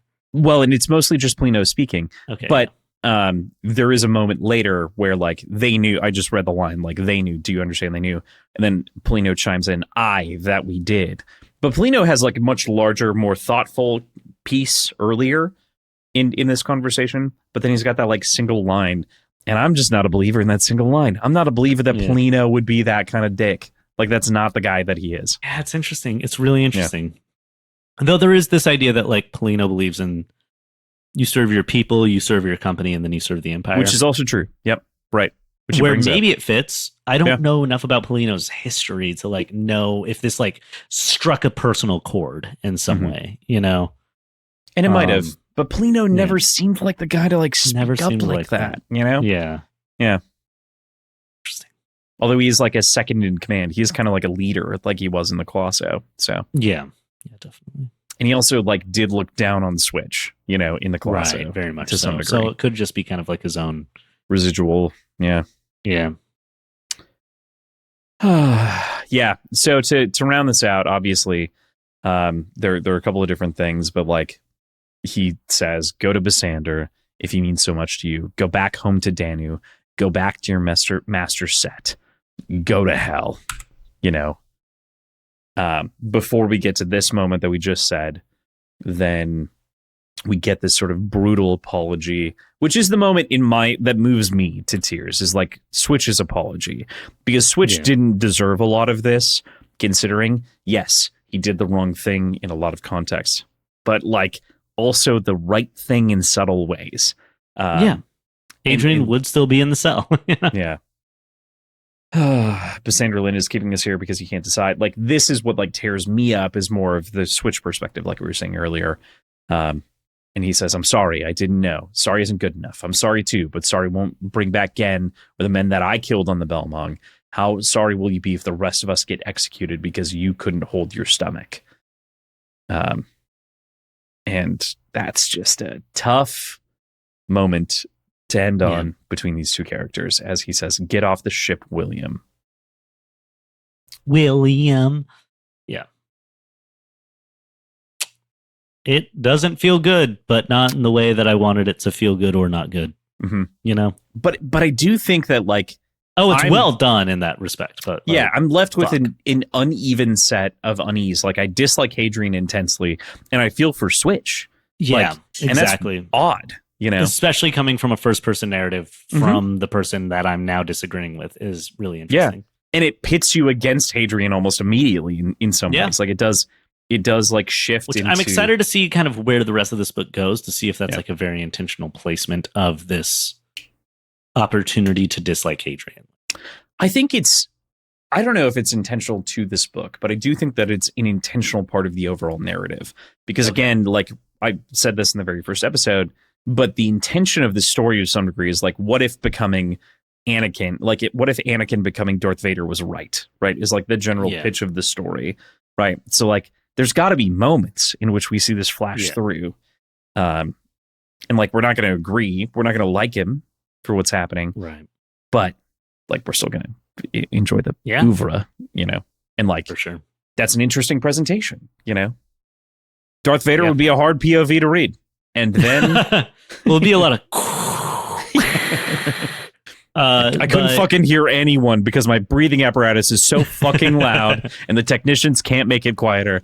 I choked 4 guys today on accident. Because I wasn't sure what she said, I turned to her and I said, "Force choke." Turns out she was just asking me if I wanted fries with that. That said, we'll get into our final chapter of the week, The Bringing Storm. Unless you have anything else to say about Switch Hadrian. Yeah, I have about 2 more hours. No, I think I've said it. Yeah, it's sad. Honestly, like it's defeating in a lot of ways. It's sad. The first time through, I think like I wanted to try and side with Hadrian. The second time through, I was like, I can't. Sucks the air out. It is deflating, but not necessarily in a bad way. But it definitely like leaves a taste in your mouth as you move forward. I don't think you're intended to side with Hadrian, for the record. No, but like the first time, you don't realize that, you know? Right? And you're like trying to figure out how to make this seem okay. It's like the first time you ever like. Have you ever hung out with an older sibling who you really looked up to? I am the later in life, and you're like, "Oh, you're the oldest sibling." Yeah. Well, at some point in your younger sibling's life, they've hung out with you since being an adult. And there's been a realization oh, no. that maybe you weren't as cool as they thought you were, or as infallible. And actually, you might kind of be a piece of shit. I mean, true. Like, and it's like, factual. It doesn't make you not their brother. It doesn't make them not love you. And it doesn't mean they're not going to read your book and root for you. But it does like kind of change the context in future hangs. That's what this was. Yeah. Yeah. Okay. And you can say yourself, which sibling is the worst? Well, I'm the oldest Piper, of 5. for sure. It's Corbin, definitely. But kidding, Corbin, you're never going to hear this. Okay, well, the fact that I have heard of a few of your siblings and I've never heard of Corbin kind of tells me something. That's actually, well, I don't really talk about the youngest two that much on the internet for their own privacy reasons, but it is very funny. Just, I mean, it's the one you've literally never heard of. That adds. Well, yeah. Up until recently, they also weren't above 18, so it never felt appropriate to like maybe mention more of any details about them. Period. Do you think that Crispin Marlowe celebrates like Crispmas, like little puns for his name? Hopefully, I mean, for holidays, he's got. I don't nothing know if else Christmas to live made for. it all the way there, but there are a pretty strong contingency of Museum Catholics that he's involved with. On that same planet that he's met. So maybe he goes and visits them every Christmas to thank Crispin them. ho-ho-ho's around too, so I think Crispin gets really into Christmas post the Lesser Devil because it's like a way to go hang out with those people. But I think that like he brings the traditions back to his town and his family, and he calls it Crispmas, and it's just a holiday where they all celebrate him, and he wears a big fancy beard and gives everybody presents, and everyone goes, "Yay!" I love that we created this within the space between the chapters, which we were already supposed to be talking about, and it's been 15 minutes. All right, let's jump in. But yeah, I think Crispin celebrates Crispmas for sure. Crispmas for sure, and he's ho-ho-ho-ing around, without a doubt. Yep. All right, bringing Storm. Bringing Storm, the worst titled chapter of the book. I don't know. It's not good. I don't like it. Great. Phonetically, emotionally, spiritually, sexually, it's just not really doing anything. It's just for not me. doing. It's just weird. I don't know. It might work sexually, but everything else, it's not really doing much for me. And I do need a romantic and emotional connection first, so it's just not really. We're in a weird spot right now. That said, Rain Smythe arrives along with William Crossflame, who I mentioned earlier. It also was mentioned in the first book a couple of times to meet with Captain Lin in the docking bay here, ready for negotiations to settle their business, counting each party's army in tow. In the end, what Smythe wants out of Hadrian is to be useful, as Basander smiles his little smile in the corner. This devil as he's trying to paint him. This honest man sits in the corner. Just smiling his happy little stupid smile. It's a fun. At the end of the day, I just have to assume that Basander is not being smarmy. He's not being devilish. I think he's autistic, but in the future, there's not really trains. There's just ships. And he sees a cool one. That's what's happening. He wants to know how that train horn toot, you know? Yeah. Hadrian describes it as another ship crouching in this hangar. And Hadrian's like, how does that toot, though? How does that toot, though? Also, like, I don't know. There's within this section, I can't remember exactly what said when.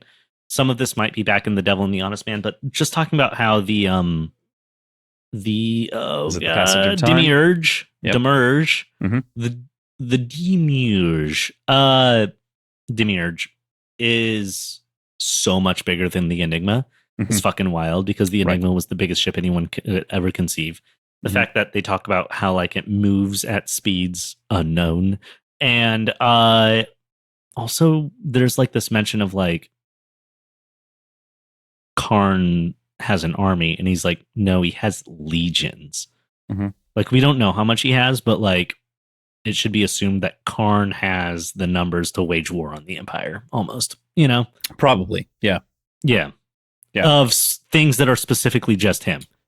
Whereas the Empire has maybe more soldiers. Karn has an army of perfect meat grinder boys that will do exactly as he does and says, with zero consequence. Like, Karn could theoretically win this war. It just wouldn't be worth it to Karn to start it. Is almost the implication here. Maybe. Like, and there's this whole conversation in the section, not to be getting too far ahead of myself, though, where it's like, I think it's in this section. You hadn't read further than this, in theory. Well, yeah, but I don't know. There's like a few moments where they kind of talk about Karn. But there's this idea that, like, Karn's in this, chapter. Yeah, where like, I get things from this chapter and the first chapter we read mixed up for some reason. Yeah. Yep. Because they kind of, it's Basander talking about They're Karn. mirrored. Yep. Yeah. But where it's like, I have him, you know, he's on our leash right where I want him. Like, we get the idea that like Basander's plan is to destroy Karn. And he's like, he knows that's your plan. And he's like, what can he do to stop me? And I don't know, there's all of this gumpsha. There's all of this pride. And I'm like, Karn's going to humble this motherfucker. I really don't believe the Empire could stop Karn on his own turf. Just because they know where Vorgosos is, or knew where Vorgosos was at that point. I don't know that Vorgosos is stationary. I don't even know if they've thought about that. Like, there's so many things where it's just like, we're assuming that this planet that's impossible to find unless you want to be found. We also don't know who actually let the message get out. We're assuming it's the Americani. We assume Karn didn't want it to go out. Karn might have just let the fucking message out because of a deal he made with Tanneran off screen. You know, like, I have no reason to believe that Karn is on the back foot at all in this situation. No, and I think the implication of his conversation with Rain Smythe here is to imply that he's not on the back foot. Matter of fact, what's so interesting to me about that conversation when we step into it is Karn is the most open and hospitable he's ever been. He is this glowing man. This is a real Lannister send their regards situation. Like this is a little wedding. us in the phrase we're good again. You know, like. Yeah, spoilers for Game of Thrones, I guess I gotta say. Yeah, if you haven't watched Game of Thrones yet, why are you listening to a sci-fi fantasy podcast? True. At least watch the show. Right. You have to be culturally aware of the Red Wedding, but that's fine. Yeah. We also didn't even touch on it until I just said it, but that's fine. But like specifically, yeah. That said, like there's this big how to do about the trade that's being made here that Hadrian is thinking about, where it's this 5 freighters of stuff being given to Karn. What's the stuff? What's the stuff, man? What do you think the stuff is? All right, so my theories on the stuff, I wanted to make a joke, but like legitimately, okay, it's either something like something that the Empire shouldn't have, but Karn knows they have, like another Americanii. But it would be separated 5 into or separated in segments? Okay. Or extensions that could help as Americanii or something like that. Or it's something dumb. And I don't mean this as a joke, but like it could be like legitimately like Earth apples or some shit, you know? Like, hey, something that I can't get. Me, Karn Sagara, I can't get it. Mm-hmm.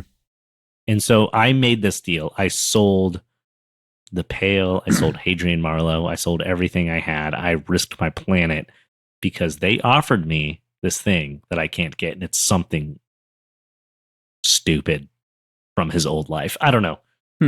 Okay. Those are my 2 thoughts. It's either like something so demonic by Empire standards that it's wild that they would have it in the first place and he would know to ask for it, or it's like when we discover what we were all sold for, it is demeaning to know the price of our own lives. You know? Okay. I like that idea.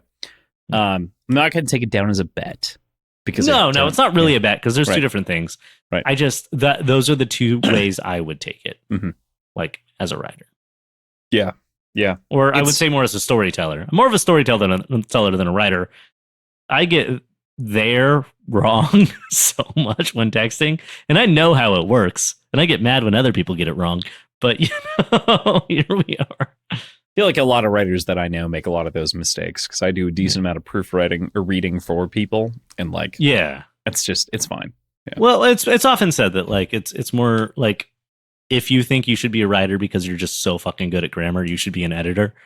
Right. You know, like, and I'm not that good at grammar, for the record. I just catch some of those things. Oh, no, I'm not saying you are. I'm just saying like there's an entire episode of a great show called Mythic Quest that kind of dives into that. Yeah, right. One of the most top end of mediocre shows that has 1 episode per season that is like 11 out of 10 stupid good. The standalones are great, but I'm taking a back. It's a great show, especially if you play WoW. I thought it was like a solid show. Like I thought it was like a 7 or 8 out of 10 most of the time. Well, I mean that's where I would put the upper end of mediocrity. It is a solid show. It is like, but then like yes, agreed. Like those siloed episodes in every season are 11 out of 10s. They are Emmy winning episodes, you know. Yeah, it's just the episode where we learned about the past. Written by Craig Mazin, of whom also wrote The Last of Us and Chernobyl. Of course he does. What is it that Craig Mazin is working on right now? I feel like I heard something. The Last of Us, obviously. Right. He also, Last of Us. God, I feel like there was another thing coming out. A new thing, yeah, relatively that I recently. cared about, and I'm trying to remember. Was it? I think it was another video game adaptation. Is it the Baldur's Gate show? Yes, it is. It is the Baldur's Gate show. He's been running D&D campaigns for 40 fucking years. Craig Mazin's Baldur's Gate is either going to be the best show that's ever come out or the biggest disappointment of my life. There's no in between. My only hope is, and I know it's intentionally going to be based around Baldur's Gate 3. Yeah. That's the idea, at the very least it's been pitched, is that we quickly abandon that idea and write different characters. Like we quickly abandon that idea. I'm cool if it's set around Baldur's Gate 3 with other characters. You know? Right. Oh, it's specifically, okay, it's worth noting. It's the aftermath. So you follow different characters in the wake of. That makes sense. Maybe with like Karlach surviving or something. I think that the best video game adaptation is still Fallout. Not the best show that's been adapted from a video game, but the best way to adapt a video game. It is a perfect way to grab the show. It's canon within the show, but it's separate from the show. Also, Arcane. Arcane falls in this, where it's like you're not necessarily doing things that were specifically already done in the show. You're building on the lore, like you're basically making cinematics. I'll never get this to focus, apparently. You need the teal boy. I know. You know how like so many good games, Team Fortress, you know, Overwatch. They have all these really well done cinematics that build out the lore for characters. That's what a video game show should be. It should be an expansion on what's there, adding new lore based on the story that exists. I love The Last of Us, both seasons, but everywhere where it's the best is where it expands on the story with new characters. Everywhere where it's the worst is where it tries to adapt a really effective moment in a game where you play as the character. And it has a tough time doing that. And it's like, this is still well-made TV, and if I never played the game, I would think this was incredible, but it lacks the emotional depth of being there in the moment. Right. Or of that immediate impact. Also, re-experiencing something never has the same impact as the first time. So there's but all that to say, I would love to see what Craig Mason does with Baldur's Gate 3. I don't remember how we got here. we were specifically talking about the like thing that was in the freighters, and then we were getting off topic on sort of like different I don't know how I got to Mythic Quest. That's so my bad. No, it's cool because you're also right, and I'm glad that you also loved Mythic Quest. I've not seen the final season yet. Me neither. I still didn't watch it. I've been holding out for a while. Hey, let's watch the final season of Mythic Quest one day and talk about it together here on this show on a Devil's Cut, specifically for people who subscribe to us on Patreon. Yeah, you can get exclusive content such as Devil's Cuts, where we talk about we're shows not done. we like. Okay.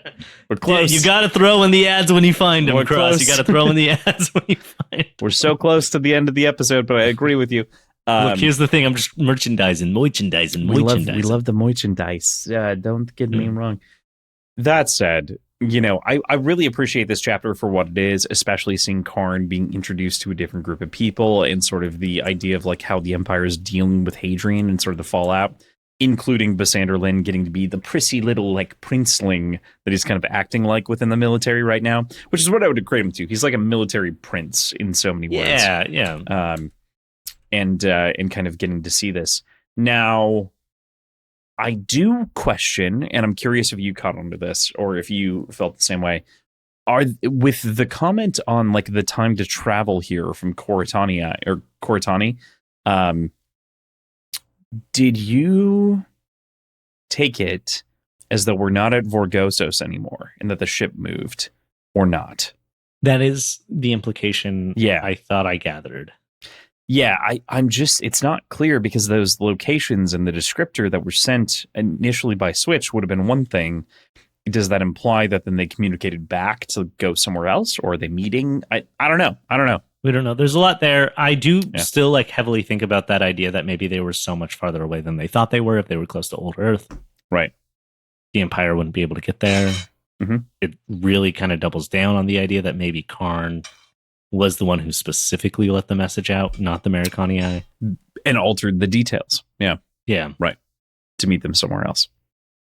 Yeah. There's a lot going on that we don't know, and there's a lot of assumptions that like Switch betrayed us, which like, yeah, he intentionally did, but like didn't need to get out. Like, was it him? Yeah. Was it actually his message that made it out? Right. Which is the only reason that I also brought up like the emotional betrayal that Hadrian feels is like he's going to just keep doing this, you know, to some degree. Yeah. To round it out, man, I love the end of this chapter. There's such a great like final paragraph. Whatever he was, Karn Sagara had seen prouder hosts and more numerous and more fearsome ones as well. We imagined, Basander, Crossflame, and Smythe, that we had outfoxed the master of Vorgosos, that we were Jupiter feeding Saturn a painted stone instead of his children. But Karn was older now than the entire civilization that had worshipped Saturn. We were not the first to contend with him. We will not be the last. We will not be the last. And coming from old Hadrian, that's terrifying. That means, like, at the end of the day, no matter what happens here, the half mortal that is Hadrian, the sun eater himself, is still living in fear of the shadow of Karnsagar. Yeah, right. That's fucking crazy. Like, that's like, wait, this whole story is about this guy that's legendary. And there's other legend? Somebody even more legendary that lurks in the shadows behind him, threatening to eat the Sun Eater. You know, like, oh my god, words. Karn, the bad bitch you are. Right. What a fucking compelling character. Yeah, like, I think that like Brethren is a creature, a moment, a storytelling device that definitely like expanded what, in my mind, the series is and could be. Karn is really where, like, I was like, oh, we've got to beat. I don't even know if I considered Karn a villain. We have a problem in the system. Yeah. That's like so much more interesting to just know that you're like everything that takes place in the story takes place within the world that the Quiet knows the past, present, and future of.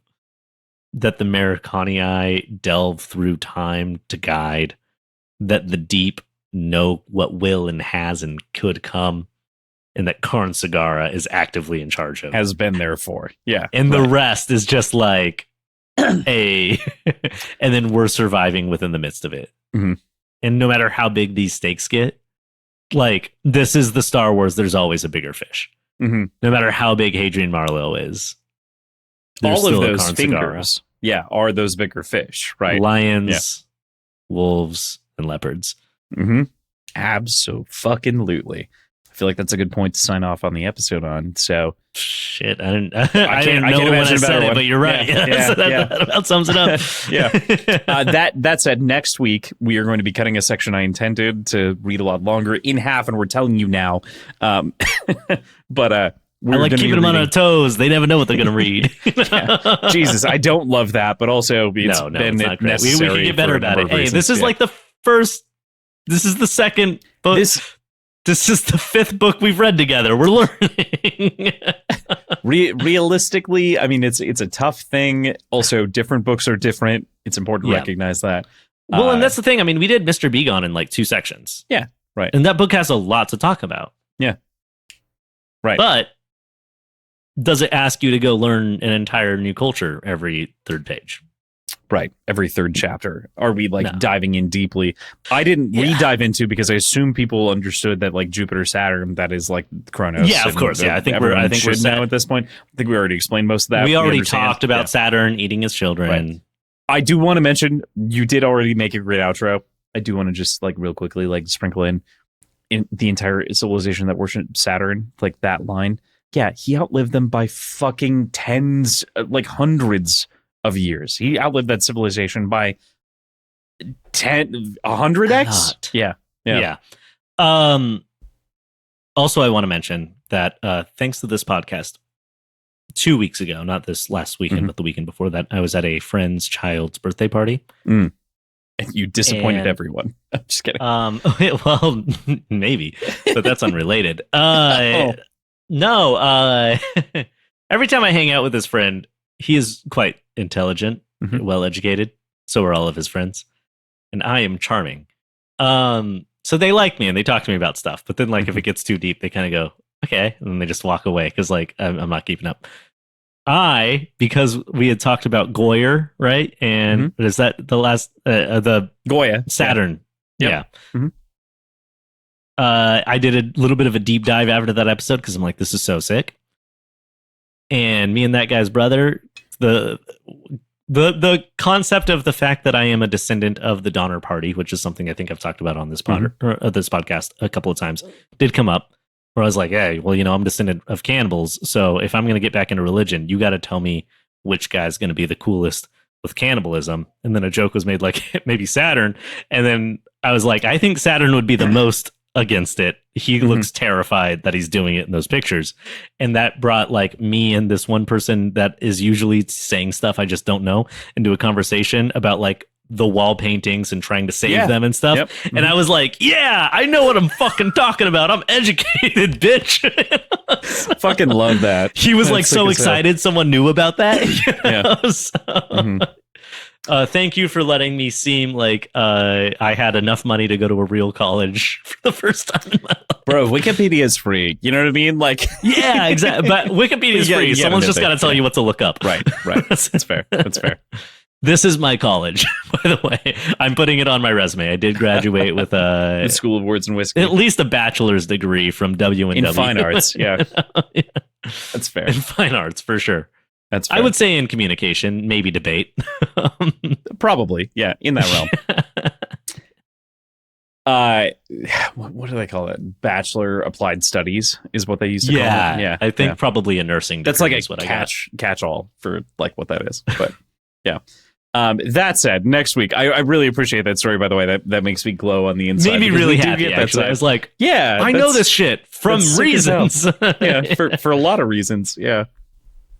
You get to take that bat swing. Not like you didn't know like obviously like the story of Zeus and whatnot, but like no, like I'm aware of the broad sense the of the mythology and a lot of things. But yeah, to be able to specifically bring up like real world artists and the story behind it, and then like actually talk to somebody else who didn't know about like the attempted restorations of these wall paintings that were at the end of his life while he was losing his mind and shit. Like, that's so cool to be able to like tell someone who knows like the history and the mythology something cool about the history of the art that then depicts it that they didn't know. The brother knew it, but like the person we were talking to didn't. And I was like, fuck yeah, I'm so fucking cool because this guy didn't go to art history class. This guy did, but like, you know, like, it was very cool to be on like the side of somebody who like yeah.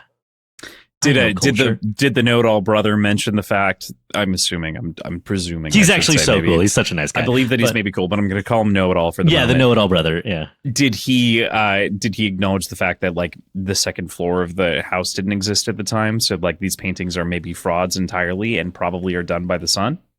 Did not, and I should have too, but you know. So like, no. What I'm saying is like that's on him because like he's claiming he's like, oh, I knew all the shit, and it's like, no, you didn't actually, because if you did, you would have brought it into question. That's right, yeah. Matt Hills. Suggesting that it's not no, Matt was so cool. He wasn't being weird about it. It was just like really cool to like have a conversation where we both got excited about like an artist from history within the thing that we were talking about. Because I don't usually get to have that opportunity. People tell me stuff and I go, that's really cool, and then I remember it. But like other than that, I don't know what the fuck I'm talking about. So very cool. Very fun. I was I was giving you ammunition. I'm gonna save that for next time. Petty for you. Save it. But I'm gonna save it for that one other dad that was there. He was the know-it-all. Perfect. We'll aim you. We will arm you for those future conversations.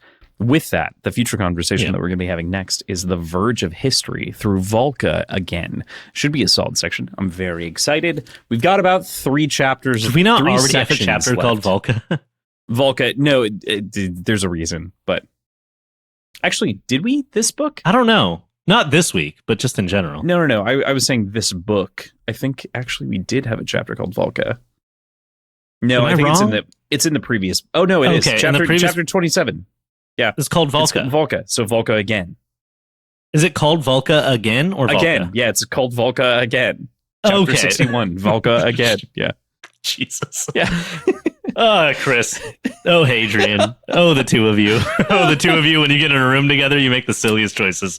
That said, thank you for listening to this week's podcast. You can find us on social media, Words and Whiskey Pod on Instagram, Blue Sky, and Threads. If you'd like to reach out to us directly, please feel free to do so. wordsandwhiskeyshow@gmail.com.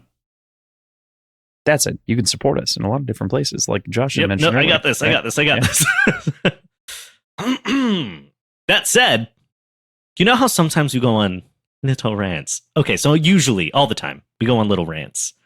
And they're kind of entertaining, but we got to get back to what we're doing. And sometimes you're like, no, I want to know more about Mythic Quest. There's a perfect place to see that. You can follow us on Patreon, where you'll get a bunch of bonus content. Certain books we only review there.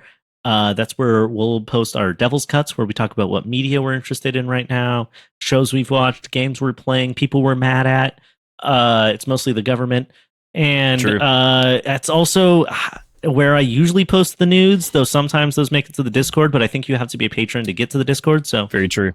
We're going to be reading a couple things upcoming. I mean, we've got Musashi, which is the historical fictional retelling of the life of Miyamoto Musashi, novelized in a brutal action thriller. I don't actually know if it's a brutal action thriller, but it certainly looks like it, and I'm excited. It's a fucking huge book, and it's a fucking long audiobook. Massive, and I haven't started it yet, and I said we were going to be done with it by the end of May, and I'm still terrified by that promise. We might have to break it up into two and like do it in half. We might have to be like, hey, who are two people? Like we might need PJ to pick a book and pick a guest and do one in the meantime, so we can have like a month off. Yeah. Hey PJ, bring someone else in for a moment. Yeah, PJ, just do like 6 children's books. Make someone read Red Rising who again. Can't talk yet. You know, right. Yeah, right. All that to say, I think that you should definitely become a patron and patronize us, because we deserve it, because we're good little boys, and we're here all the time reading books for you and for us and for everyone else. With that said, if you follow us on patreon.com/wordsandwhiskey, we've got all sorts of like bonus content, just absolutely raring to go over there. I fucking deleted that sentence. It's stuck. For you. It's here now. Raring to go. Ooh, yeah. That's Look, here's the thing. Our bonus content over there, it's prowling. It's all around. It's just shimmering, shifting. That bonus content, it's basically a couple of guys scrounging for puss out in the town, you know? So the most upsetting sentence I've ever heard out loud. I just had to put it here. Just had to put it here at the end of the episode, folks. Yep. Other than that, you want to talk about reviews? I don't know if I want your... yeah, I do. All right. So here's the thing. We would like 5-star reviews. Please. It would make us feel good. Yes. Less than 5 stars would make us feel not good. No review at all would make us feel quite bad. Quite bad. If you don't leave us a 5-star review, we're going to go, damn. Shucks. Shoot. And then we're probably going to talk shit on you in a group chat called Jade Children. I don't know if you... so just so you know, you will have a group of people talking shit on you for leaving us less than 5 stars. Actively, realistically. This one's not a joke like the rest of them. This is real. This is real, folks. That's actually serious. So if you don't want to be like the subject of like cosmic ridicule ire that is definitely going to like affect your day to day, like that energy is going to come to you and make you trip on like slightly ajar bricks and like manholes and stuff, then you should should karma probably just give us a 5-star review. That's the way I wear a lot of crystals, y'all. I could do some stuff. With that, dear listener, there are endings, and this is one. We'll see you next week.